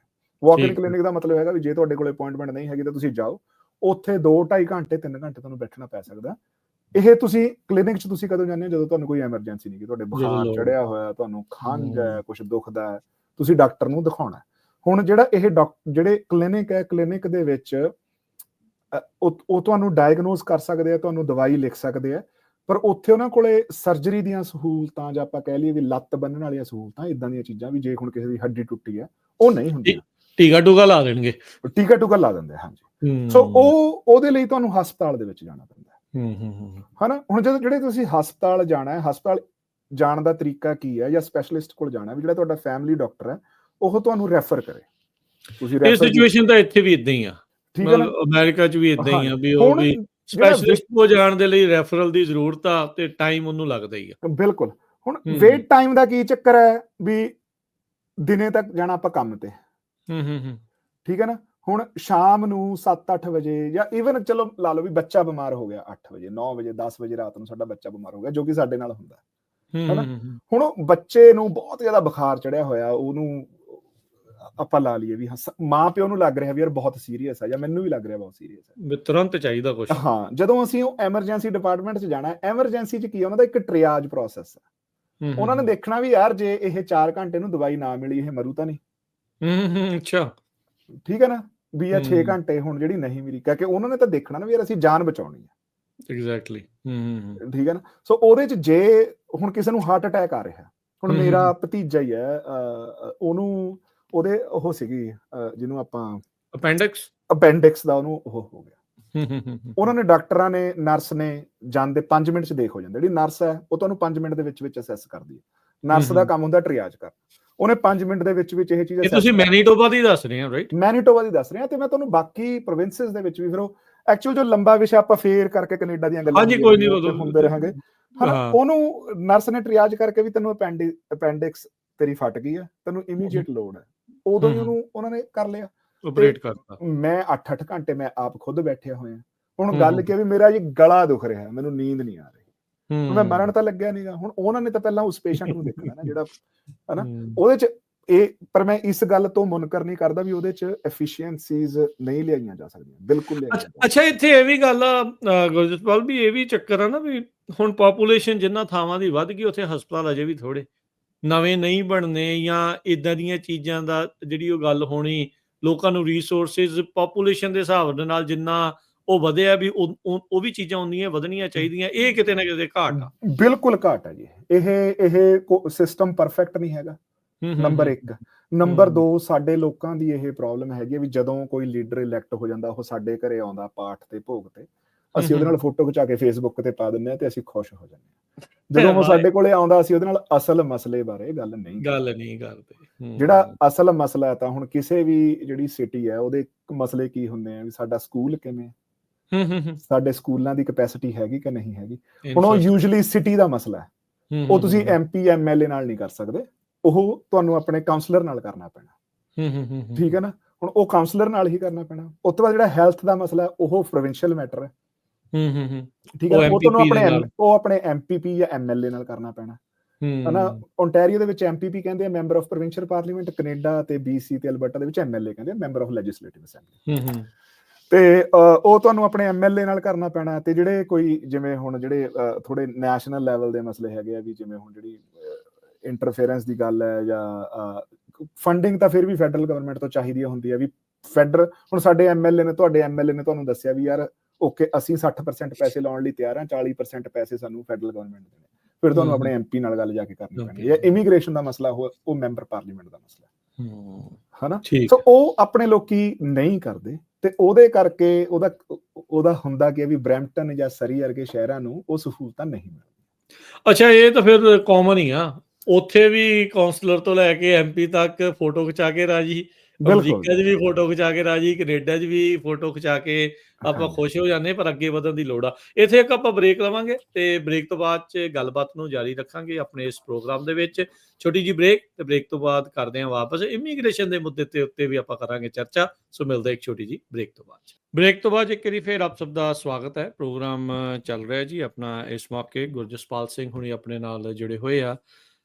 ਕੈਨੇਡਾ ਦੀ ਪੋਲਿਟਿਕਸ ਨੂੰ ਲੈ ਕੇ ਗੱਲਬਾਤ ਕਰ ਰਹੇ ਹਾਂ, ਕਿੱਦਾਂ ਚੱਲਦੀ ਆ ਉੱਥੇ ਦੀ ਪੋਲਿਟਿਕਸ, ਕਿੱਦਾਂ ਹੁੰਦੀਆਂ ਨੇ ਇਲੈਕਸ਼ਨਸ, ਤੇ ਹੋਰ ਜਿਹੜੇ ਵੱਖ-ਵੱਖ ਮਸਲਿਆਂ ਦੇ ਉੱਤੇ ਆਪਾਂ ਗੱਲਬਾਤ ਕਰ ਰਹੇ ਹਾਂ। ਗੁਰਜਸਪਾਲ, ਇੱਕ ਵਾਰੀ ਫਿਰ ਸਵਾਗਤ ਹੈ ਜੀ। ਇਹਨੂੰ ਸਤਿ ਸ਼੍ਰੀ ਅਕਾਲ ਜੀ। ਧੰਨਵਾਦ ਰਾਜਕਰਨ, ਸਤਿ ਸ਼੍ਰੀ ਅਕਾਲ। ਸੋ ਗੱਲ ਕਰਦੇ ਹਾਂ ਹੁਣ ਇਮੀਗ੍ਰੇਸ਼ਨ ਨੂੰ ਲੈ ਕੇ ਥੋੜੀ ਜੀ। ਇਮੀਗ੍ਰੇਸ਼ਨ ਦਾ ਮਸਲਾ ਹੁਣ ਜਿਹੜੀ ਆਪਣੀ ਕਮਿਊਨਿਟੀ ਨੂੰ ਮਿਲਦਾ ਸਭ ਤੋਂ ਜ਼ਿਆਦਾ ਜਿਹੜਾ ਫਰਕ ਉਸ ਦੇ ਉੱਤੇ ਕਾਫੀ ਪੈਂਦਾ।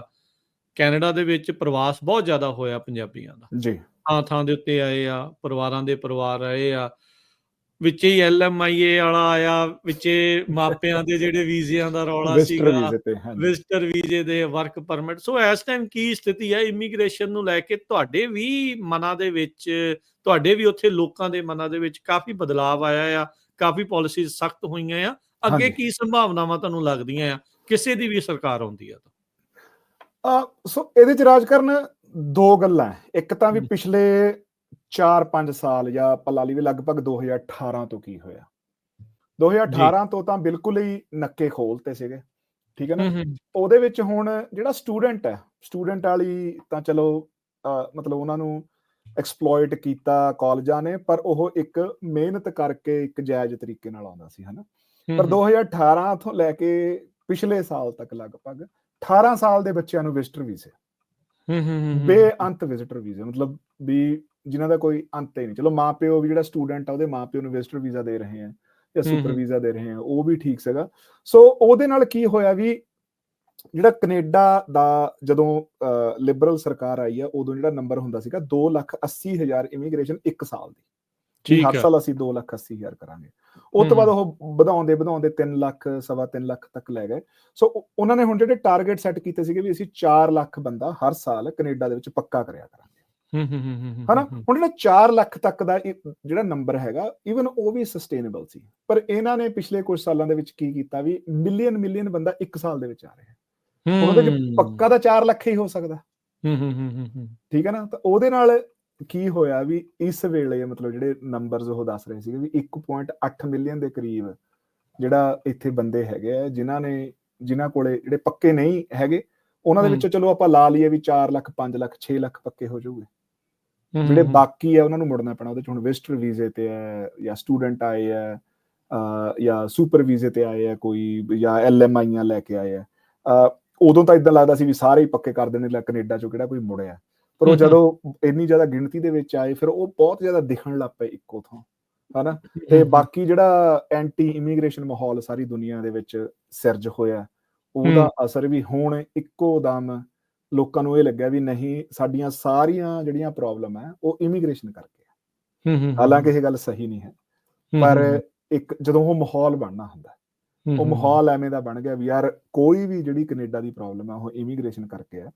ਤੇ ਉਹਦੇ ਵਿੱਚ ਜਿਹੜੇ ਸਾਡੇ ਪੰਜਾਬੀ, ਮੈਨੂੰ ਲੱਗਦਾ ਭਾਈਚਾਰਾ, ਉਹ ਜ਼ਿਆਦਾ ਖੌਰੂ ਪਾਇਆ ਵੀ ਬਹੁਤ ਨਾ, ਫਿਰ ਦਿਖਦੇ ਬਹੁਤ ਹਮੇਸ਼ਾ ਹੀ ਰਾਜਕਾਰਨ ਜਿਹੜੇ 2-3% 4% ਬੰਦੇ ਜਿਹੜੇ ਖੌਰੂ ਪਾਉਣ ਵਾਲੇ ਹੁੰਦੇ ਆ, ਉਹ ਕੰਮ ਬਾਕੀਆਂ ਦਾ ਖਰਾਬ ਕਰ ਜਾਂਦੇ ਆ, ਕਿਸੇ ਵੀ ਕਮਿਊਨਿਟੀ ਚ ਹੁੰਦੇ ਆ। ਪਰ ਉਹ ਜਿਹੜੀ ਉਹਦੇ ਚ ਜਵਾਬਦੇਹੀ ਸਰਕਾਰ ਦੀ ਨਾ ਬਣਾ ਕੇ ਜਿਹੜਾ ਅਸੀਂ ਆਪਣੇ ਹੀ ਲੋਕਾਂ ਨੂੰ ਮਾੜਾ ਕਹੀ ਜਾਂਦੇ ਆ, ਮੈਨੂੰ ਸਰਕਾਰ ਦੀ ਜਵਾਬਦੇਹੀ, ਕਾਲਜ ਦੀ ਜਵਾਬਦੇਹੀ ਉਸ ਚ ਜ਼ਿਆਦਾ ਬਣਦੀ ਹੈ। ਉਹ ਕਿਉਂਕਿ ਈਜ਼ੀ ਹੈ ਨਾ, ਹਾਂਜੀ, ਸੌਖਾ ਆ। ਹੁਣ ਮੈਂ ਤੇਰੇ ਤੇ ਫਿੰਗਰ ਪੁਆਇੰਟ ਕਰਦਾ ਰਾਦਰ ਦੈਨ ਵੀ ਕੈਨੇਡਾ ਦੀ ਸਰਕਾਰ ਦੇ ਉੱਤੇ ਹੋਵੇ। ਜੇ ਤੁਸੀਂ ਕਹਾਂ ਵੀ ਤੁਸੀਂ ਅਮਰੀਕੀਆਂ ਨੇ ਕੀ ਗਾਹ ਪਾਇਆ, ਮਤਲਬ ਉਹ ਕਹਿਣਾ ਇੱਕ ਦੂਜੇ ਨੂੰ ਕਹਿਣਾ ਸੌਖਾ ਵੀ ਤੁਸੀਂ ਕਰਕੇ ਦਿਖਾਓ। ਅਮਰੀਕਾ ਦੇ ਵਿੱਚ ਤਾਂ ਇਹ ਚੀਜ਼ ਹੋਈ ਨਹੀਂ। ਹੁਣ ਜਿਹੜੀ LMIA ਦੀ ਇਕਨੋਮਿਕਸ ਹੈ, ਉਹਨੇ ਕੋਵਿਡ ਤੋਂ ਬਾਅਦ ਬਿਜ਼ਨਸਿਸ ਨੂੰ ਚੱਲਦਾ ਰੱਖਿਆ। ਸੋ ਹੁੰਦਾ ਕੀ ਸੀਗਾ ਵੀ ਕੋਈ ਵੀ ਜਿਹੜਾ ਰੈਸਟੋਰੈਂਟ ਵਾਲਾ, ਕੋਈ ਵੀ ਜਿਹੜਾ ਬਿਜ਼ਨਸ ਸੀਗਾ, ਉਹ LMIA ਤੇ ਕਿਸੇ ਬੰਦੇ ਨੂੰ ਲੈ ਕੇ ਆਉਂਦਾ ਸੀ, ਉਹ $30-35,000 ਉਤੋਂ ਕੈਸ਼ ਲੈਂਦਾ ਸੀ, ਠੀਕ ਹੈ। ਫਿਰ ਜਿਹੜਾ ਹੁਣ ਬੰਦਾ LMIA ਤੇ ਆਇਆ, ਜਦੋਂ ਤੱਕ ਉਹ ਪੱਕਾ ਨਹੀਂ ਹੁੰਦਾ, ਉਹ ਬੰਨਿਆ ਹੋਇਆ ਉਸ ਬਿਜ਼ਨਸ ਨਾਲ, ਉਹ ਲਗਭਗ ਉਹ ਸਲੇਵ ਲੇਬਰ ਹੈ, ਠੀਕ ਹੈ ਨਾ। ਹੁਣ ਪਹਿਲੀ ਗੱਲ ਤਾਂ ਜਿਹੜਾ ਬਿਜ਼ਨਸ LMIA ਲਾ ਰਿਹਾ ਹੈ, ਉਹਦੀ ਗਲਤੀ ਹੈ, ਠੀਕ ਹੈ ਨਾ। ਜਿਹੜਾ ਬੰਦਾ ਉਹਨੂੰ ਪੈਸੇ ਦੇ ਕੇ ਆ ਰਿਹਾ, ਉਹਦੀ ਗਲਤੀ ਹੈ। ਪਰ ਸਰਕਾਰ ਨੂੰ ਵੀ ਇਹ ਸਾਰਾ ਕੁਝ ਪਤਾ ਹੀ ਸੀ ਹੋ ਕੀ ਰਿਹਾ ਸੀਗਾ। ਹੁਣ ਤੁਸੀਂ ਨੋਟਿਸ ਕੀਤਾ ਹੋਣਾ, ਮੈਨੂੰ ਨਹੀਂ ਪਤਾ ਰਾਜਕਾਰਨ, ਤੁਸੀਂ ਅਮਰੀਕਾ ਪਿਛਲੇ ਸਮੇਂ ਦੇ ਵਿੱਚ ਆਏ ਕਿ ਨਹੀਂ ਆਏ। ਹਰਵਿੰਦਰ ਸਾਡੇ ਕੋਲੇ ਪਿਛਲੇ ਸਾਲ ਆਇਆ ਸੀ, ਉਹ ਆ ਕੇ ਮੈਨੂੰ ਕਹਿੰਦਾ ਯਾਰ ਕੈਨੇਡਾ 'ਚ ਤਾਂ ਖਾਣਾ ਹੀ ਬਹੁਤ ਸਸਤਾ, ਅਮਰੀਕਾ ਤੋਂ ਆ ਕੇ ਰੈਸਟੋਰੈਂਟ ਦੇ ਵਿੱਚ ਸਾਰਾ ਕੁਝ।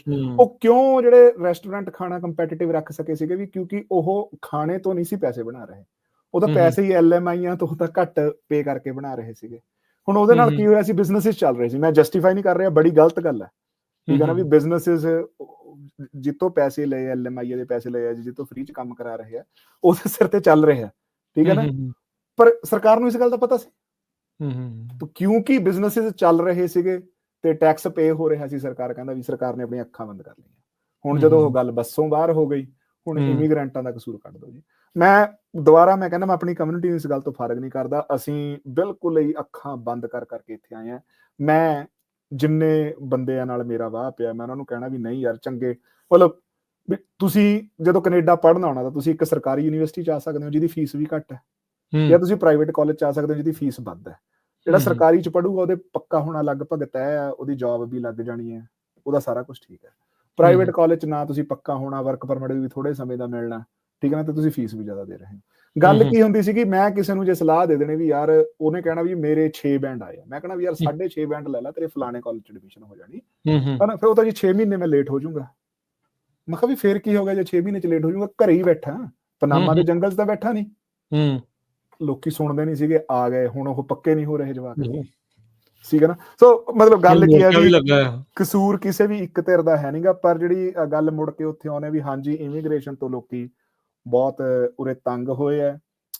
ਇਹ ਤਾਂ ਆਉਂਦੇ ਸਮੇਂ ਦੇ ਵਿੱਚ ਪਤਾ ਲੱਗੂਗਾ ਵੀ ਅਸਲ ਕਸੂਰ ਕਿਹਦਾ ਸੀਗਾ। ਮੈਨੂੰ ਤਾਂ ਸਾਰਿਆਂ ਦਾ ਹੀ ਲੱਗਦਾ, ਘੱਟ ਕਿਸੇ ਨੇ ਵੀ ਨਹੀਂ ਕੀਤੀ। ਤਾੜੀ ਤਾਂ ਦੇਖੋ ਜੀ ਦੋਨਾਂ ਹੱਥਾਂ ਨਾਲ ਵੱਜਦੀ, ਤਾੜੀ ਤਾਂ ਦੋਨਾਂ ਹੱਥਾਂ ਨਾਲ ਵੱਜਦੀ।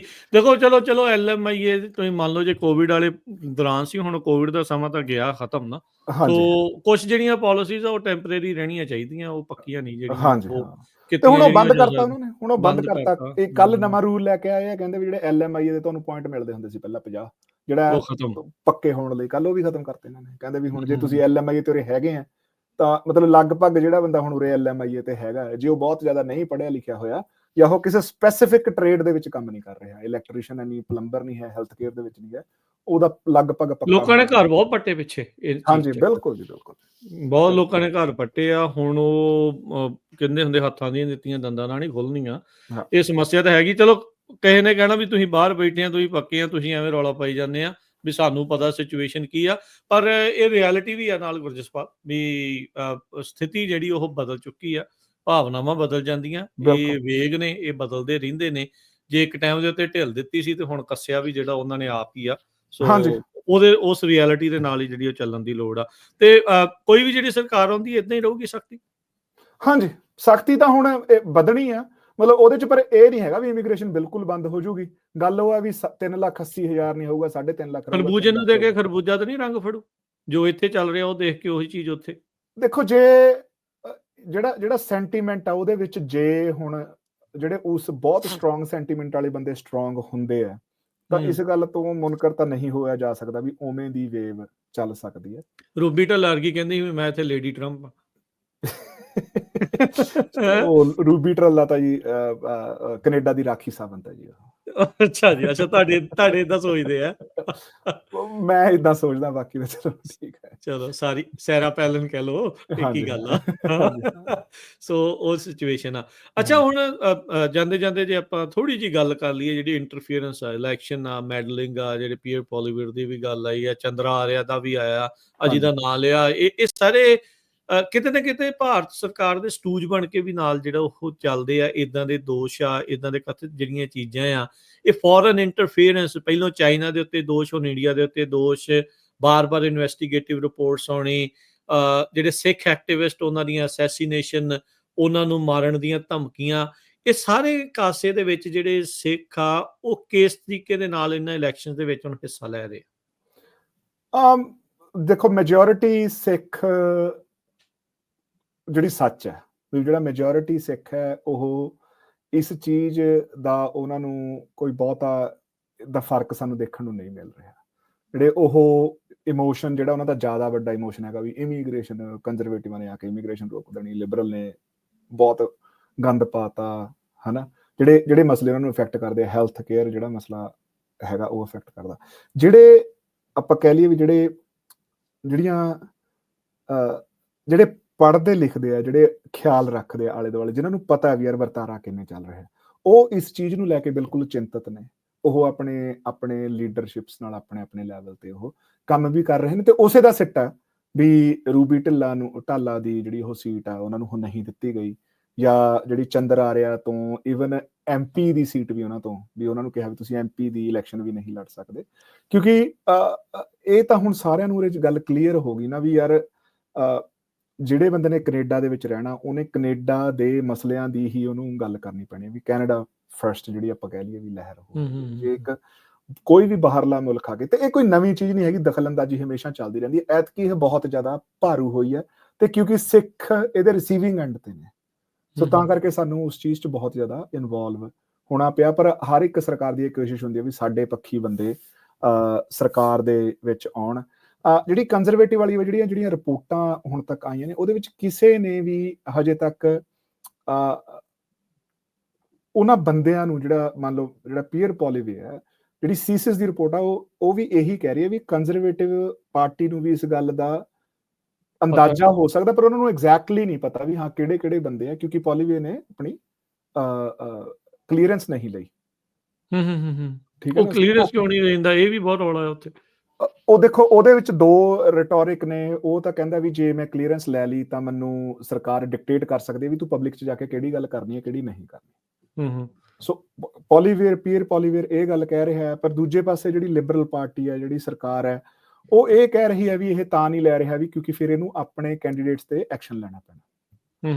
ਕਿਉਂਕਿ ਫਿਰ ਜੇ ਇਦਾਂ ਹੁੰਦਾ ਫਿਰ ਉਹਨਾਂ ਨੇ ਦੱਸਣਾ ਨਾ ਵੀ ਤੇਰੇ ਫਲਾਣੇ ਕੈਂਡੀਡੇਟ ਨੂੰ ਇਨਫਲੂਐਂਸ ਕੀਤਾ। ਉਹਦੇ ਵਿੱਚ ਜਿਹੜੀਆਂ ਸੀਸਿਸ ਦੀਆਂ ਸਾਰੀਆਂ ਰਿਪੋਰਟਾਂ ਉਹ ਇਹ ਗੱਲ ਜ਼ਰੂਰ ਕਹਿ ਰਹੀਆਂ ਵੀ ਕੈਂਡੀਡੇਟ ਦੀ ਆਪਣੀ ਕੋਈ ਵੀ ਇਨਵੋਲਵਮੈਂਟ ਨਹੀਂ ਸੀ। ਮੋਸਟ ਕੈਂਡੀਡੇਟਸ ਨੂੰ ਨਹੀਂ ਪਤਾ ਵੀ ਜਿਹੜੀ ਫੋਰਨ ਇੰਟਰਫੇਰੈਂਸ ਹੈ ਉਹ ਹੋਰਾਂ ਨੂੰ ਅਫੈਕਟ ਕਰ ਰਹੀ ਹੈ। ਤੇ ਵੈਸੇ ਕੈਂਡੀਡੇਟ ਨੂੰ ਪਤਾ ਹੋਣ ਦੀ ਲੋੜ ਵੀ ਨਹੀਂ ਹੁੰਦੀ, ਕਿਉਂ ਕਰਕੇ ਉਹਨੇ ਤਾਂ ਉਹ ਅੱਖਾਂ, ਜੇ ਕੋਈ ਬਾਹਰਲੀ ਸਰਕਾਰ ਤੁਹਾਨੂੰ ਜਿਤਾ ਰਹੀ ਹੈ ਤਾਂ ਤੁਸੀਂ ਅੱਖਾਂ ਹੀ ਬੰਦ ਕਰੋਗੇ, ਹੈਨਾ ਵੀ ਜਿਤਾ ਲਾ ਮੈਨੂੰ। ਹਾਂਜੀ ਹਾਂ, ਵੀ ਠੀਕ ਹੈ ਨਾ, ਫਿਰ ਉਹਨਾਂ ਦੀ ਫਿਰ ਬੰਦਾ ਉਹਨਾਂ ਦੀ ਪਾਕਟ 'ਚ ਵੀ ਤਾਂ ਜਾਂਦਾ ਹੀ ਆ। ਹਾਂਜੀ ਹਾਂ, ਵੀ ਐਜ਼ ਲੌਂਗ ਐਜ਼ ਉਹ ਆਪ ਐਕਟਿਵਲੀ ਨਹੀਂ ਹੋਵੇਂ ਇਨਵੋਲਵ ਹੋ ਰਹੇ, ਤੇ ਸੋ ਉਹੀ ਚੀਜ਼ ਚੱਲ ਰਹੀ ਹੈ। ਮੈਂ ਹੁਣੇ ਦੇਖ ਰਿਹਾ ਵੀ ਜਿਹੜੀ ਸਿੱਖਾਂ ਦੇ ਦੁਆਰਾ ਜਿਹੜੀ ਕੈਨੇਡਾ ਇਲੈਕਸ਼ਨ ਗਾਈਡ ਇੱਕ ਜਾਰੀ ਕੀਤੀ ਗਈ ਹੈ ਵੀ ਕਿਸ ਤਰੀਕੇ ਦੇ ਨਾਲ ਜਿਹੜੀ ਫੋਰਨ ਇੰਟਰਫੇਰੈਂਸ, ਜਿਹੜੀ ਭਾਰਤੀ ਦਖਲਅੰਦਾਜ਼ੀ, ਖਾਸ ਕਰਕੇ ਟਰਾਂਸਨੈਸ਼ਨਲ ਰਿਪਰੈਸ਼ਨ ਦਾ ਜਿਹੜਾ ਉੱਥੇ ਮੁੱਦਾ ਆ, ਭਾਈ ਨਿੱਜਰ ਹੁਣਾਂ ਦਾ ਜਿਹੜੀ ਅਸੈਸੀਨੇਸ਼ਨ ਹੋਣੀ, ਹੋਰ ਬਹੁਤ ਸਾਰੇ ਲੋਕਾਂ ਨੂੰ ਜਾਨੋਂ ਮਾਰਨ ਦੀਆਂ ਧਮਕੀਆਂ ਸਿੱਖ ਐਕਟਿਵਿਸਟ ਦੇ ਉੱਤੇ, ਇਹ ਜਿਹੜੀ ਚੀਜ਼ ਤੇ ਹੈਗੀ ਆ। ਸਟੀਵਨ ਹਾਰਪਰ ਦੀ ਨਜ਼ਦੀਕੀ ਮੋਦੀ ਦੇ ਨਾਲ, ਤੇ ਸਟੀਵਨ ਹਾਰਪਰ ਦੀ ਨਜ਼ਦੀਕੀ ਪੀਅਰ ਪੋਲੀਵੇਅਰ ਦੇ ਨਾਲ, ਭਾਰਤ ਦੇ ਜਿਹੜੇ ਕਨੈਕਸ਼ਨ, ਬ੍ਰਿਜਿਸ, ਬਹੁਤ ਕੁਛ ਨੇ ਜਿਹੜਾ ਇਸ ਟਾਈਮ ਇੱਥੇ ਨਾਲ ਜਿਹੜਾ ਉਹ ਚੱਲ ਰਿਹਾ। ਸੋ ਸਿੱਖਾਂ ਨੂੰ ਕਾਫੀ ਇਹਨਾਂ ਇਲੈਕਸ਼ਨਸ ਨੂੰ ਗੰਭੀਰਤਾ ਦੇ ਨਾਲ ਲੈਣ ਦੀ ਉੱਥੇ ਜ਼ਰੂਰਤ ਆ। ਬਿਲਕੁਲ ਕਈ ਤਰੀਕੇ ਦੇ ਜਿਹੜੇ ਉਹ ਹੋ ਸਕਦੇ ਆ, ਕੌਣ ਕਿਹੜੇ ਵੱਲ ਨੂੰ ਉਲਰ ਕੇ ਜਿਹੜਾ ਉਹ ਬੈਠੂਗਾ, ਕਿਵੇਂ ਹੋਊਗਾ, ਉਹ ਤਾਂ ਚਲੋ ਭਵਿੱਖ ਦੇ ਗਰਭ 'ਚ ਆ, ਪਰ ਸਿੱਖਾਂ ਨੂੰ ਆਪ ਸੁਹਿਰਦਤਾ ਦੇ ਨਾਲ ਸੋਚਦੇ ਹੋਏ ਜ਼ਰੂਰ ਇਹਨਾਂ ਇਲੈਕਸ਼ਨ ਦੇ ਵਿੱਚ ਹਿੱਸਾ ਲੈਣ ਦੀ ਜ਼ਰੂਰਤ ਆ। ਸੋ ਹਾਂਜੀ ਗੁਰਜਸਪਾਲ, ਜਾਂਦੇ ਜੇ ਕੁਝ ਕਹਿਣਾ ਆ, ਫਿਰ ਸਮਾਂ ਵੀ ਆਪਣਾ ਸਮਾਪਤ ਹੈ। ਹਾਂ, ਇਹੀ ਗੱਲ ਜਿਹੜੀ ਤੁਸੀਂ ਗੱਲ ਮੈਂ ਦੁਹਰਾਈ ਹੈ ਵੀ ਸਿੱਖਾਂ ਨੂੰ ਗੰਭੀਰਤਾ ਨਾਲ ਸਾਰੇ ਕੈਂਡੀਡੇਟਸ ਨੂੰ ਦੇਖਣਾ ਪੈਣਾ ਵੀ ਕਿਹੜਾ ਕੈਂਡੀਡੇਟ ਹੈ ਜਿਹੜਾ ਸਾਡੇ ਹੱਕਾਂ ਨੂੰ, ਸਿੱਖਾਂ ਦੇ ਹੱਕਾਂ ਨੂੰ, ਪੰਜਾਬੀਆਂ ਦੇ ਹੱਕਾਂ ਨੂੰ ਕੈਨੇਡਾ ਦੇ ਵਿੱਚ ਸੁਰੱਖਿਅਤ ਕਰੂਗਾ। ਤੇ ਈਵਨ ਪੰਜਾਬ ਦੇ ਵਿੱਚ ਵੀ, ਕਿਉਂਕਿ ਜਿਹੜੀ ਇਹ ਚੀਜ਼ ਦਾ ਫਰਕ ਪੈਂਦਾ ਹੀ ਹੈ ਵੀ ਪੰਜਾਬ ਦੀ ਪ੍ਰੋਸਪੈਰਿਟੀ ਲਈ ਵੀ ਅਸੀਂ ਕਿਵੇਂ ਜਿਹੜੇ ਉਦਮ ਹੋ ਕੇ ਕਿਹੜੇ ਕੈਂਡੀਡੇਟਸ ਦੇ ਥਰੂ ਅਸੀਂ ਜਿਹੜਾ ਆਪਣਾ ਉਹ ਕੰਮ ਕਰ ਸਕਦੇ ਹਾਂ। ਹਾਲਾਂਕਿ ਮਤਲਬ ਇਹਨਾਂ ਦੀ ਕੋਈ ਸਰਕਾਰ ਦੀ ਕੋਈ ਡਾਇਰੈਕਟ ਇੰਟਰਫੇਰੈਂਸ ਤਾਂ ਉੱਥੇ ਨਹੀਂ ਹੁੰਦੀ, ਪਰ ਫਿਰ ਵੀ ਕਿਹੜੇ ਕੈਂਡੀਡੇਟ ਆਉਣ ਨਾਲ ਅਸੀਂ ਜ਼ਿਆਦਾ ਆਜ਼ਾਦੀ ਨਾਲ ਕੈਨੇਡਾ ਦੇ ਵਿੱਚ ਤੇ ਇੰਟਰਨੈਸ਼ਨਲੀ ਅਸੀਂ ਵਿਚਰ ਸਕਦੇ ਹਾਂ। ਜੀ, ਧੰਨਵਾਦ ਗੁਰਜਸਪਾਲ, ਮਿਲਦੇ ਹਾਂ ਫਿਰ ਅਗਲੀ ਵਾਰੀ। ਮਿਹਰਬਾਨੀ। ਧੰਨਵਾਦ ਰਾਜਕਰਨ, ਸਾਰੇ ਸਰੋਤਿਆਂ ਨੂੰ ਸਤਿ ਸ਼੍ਰੀ ਅਕਾਲ।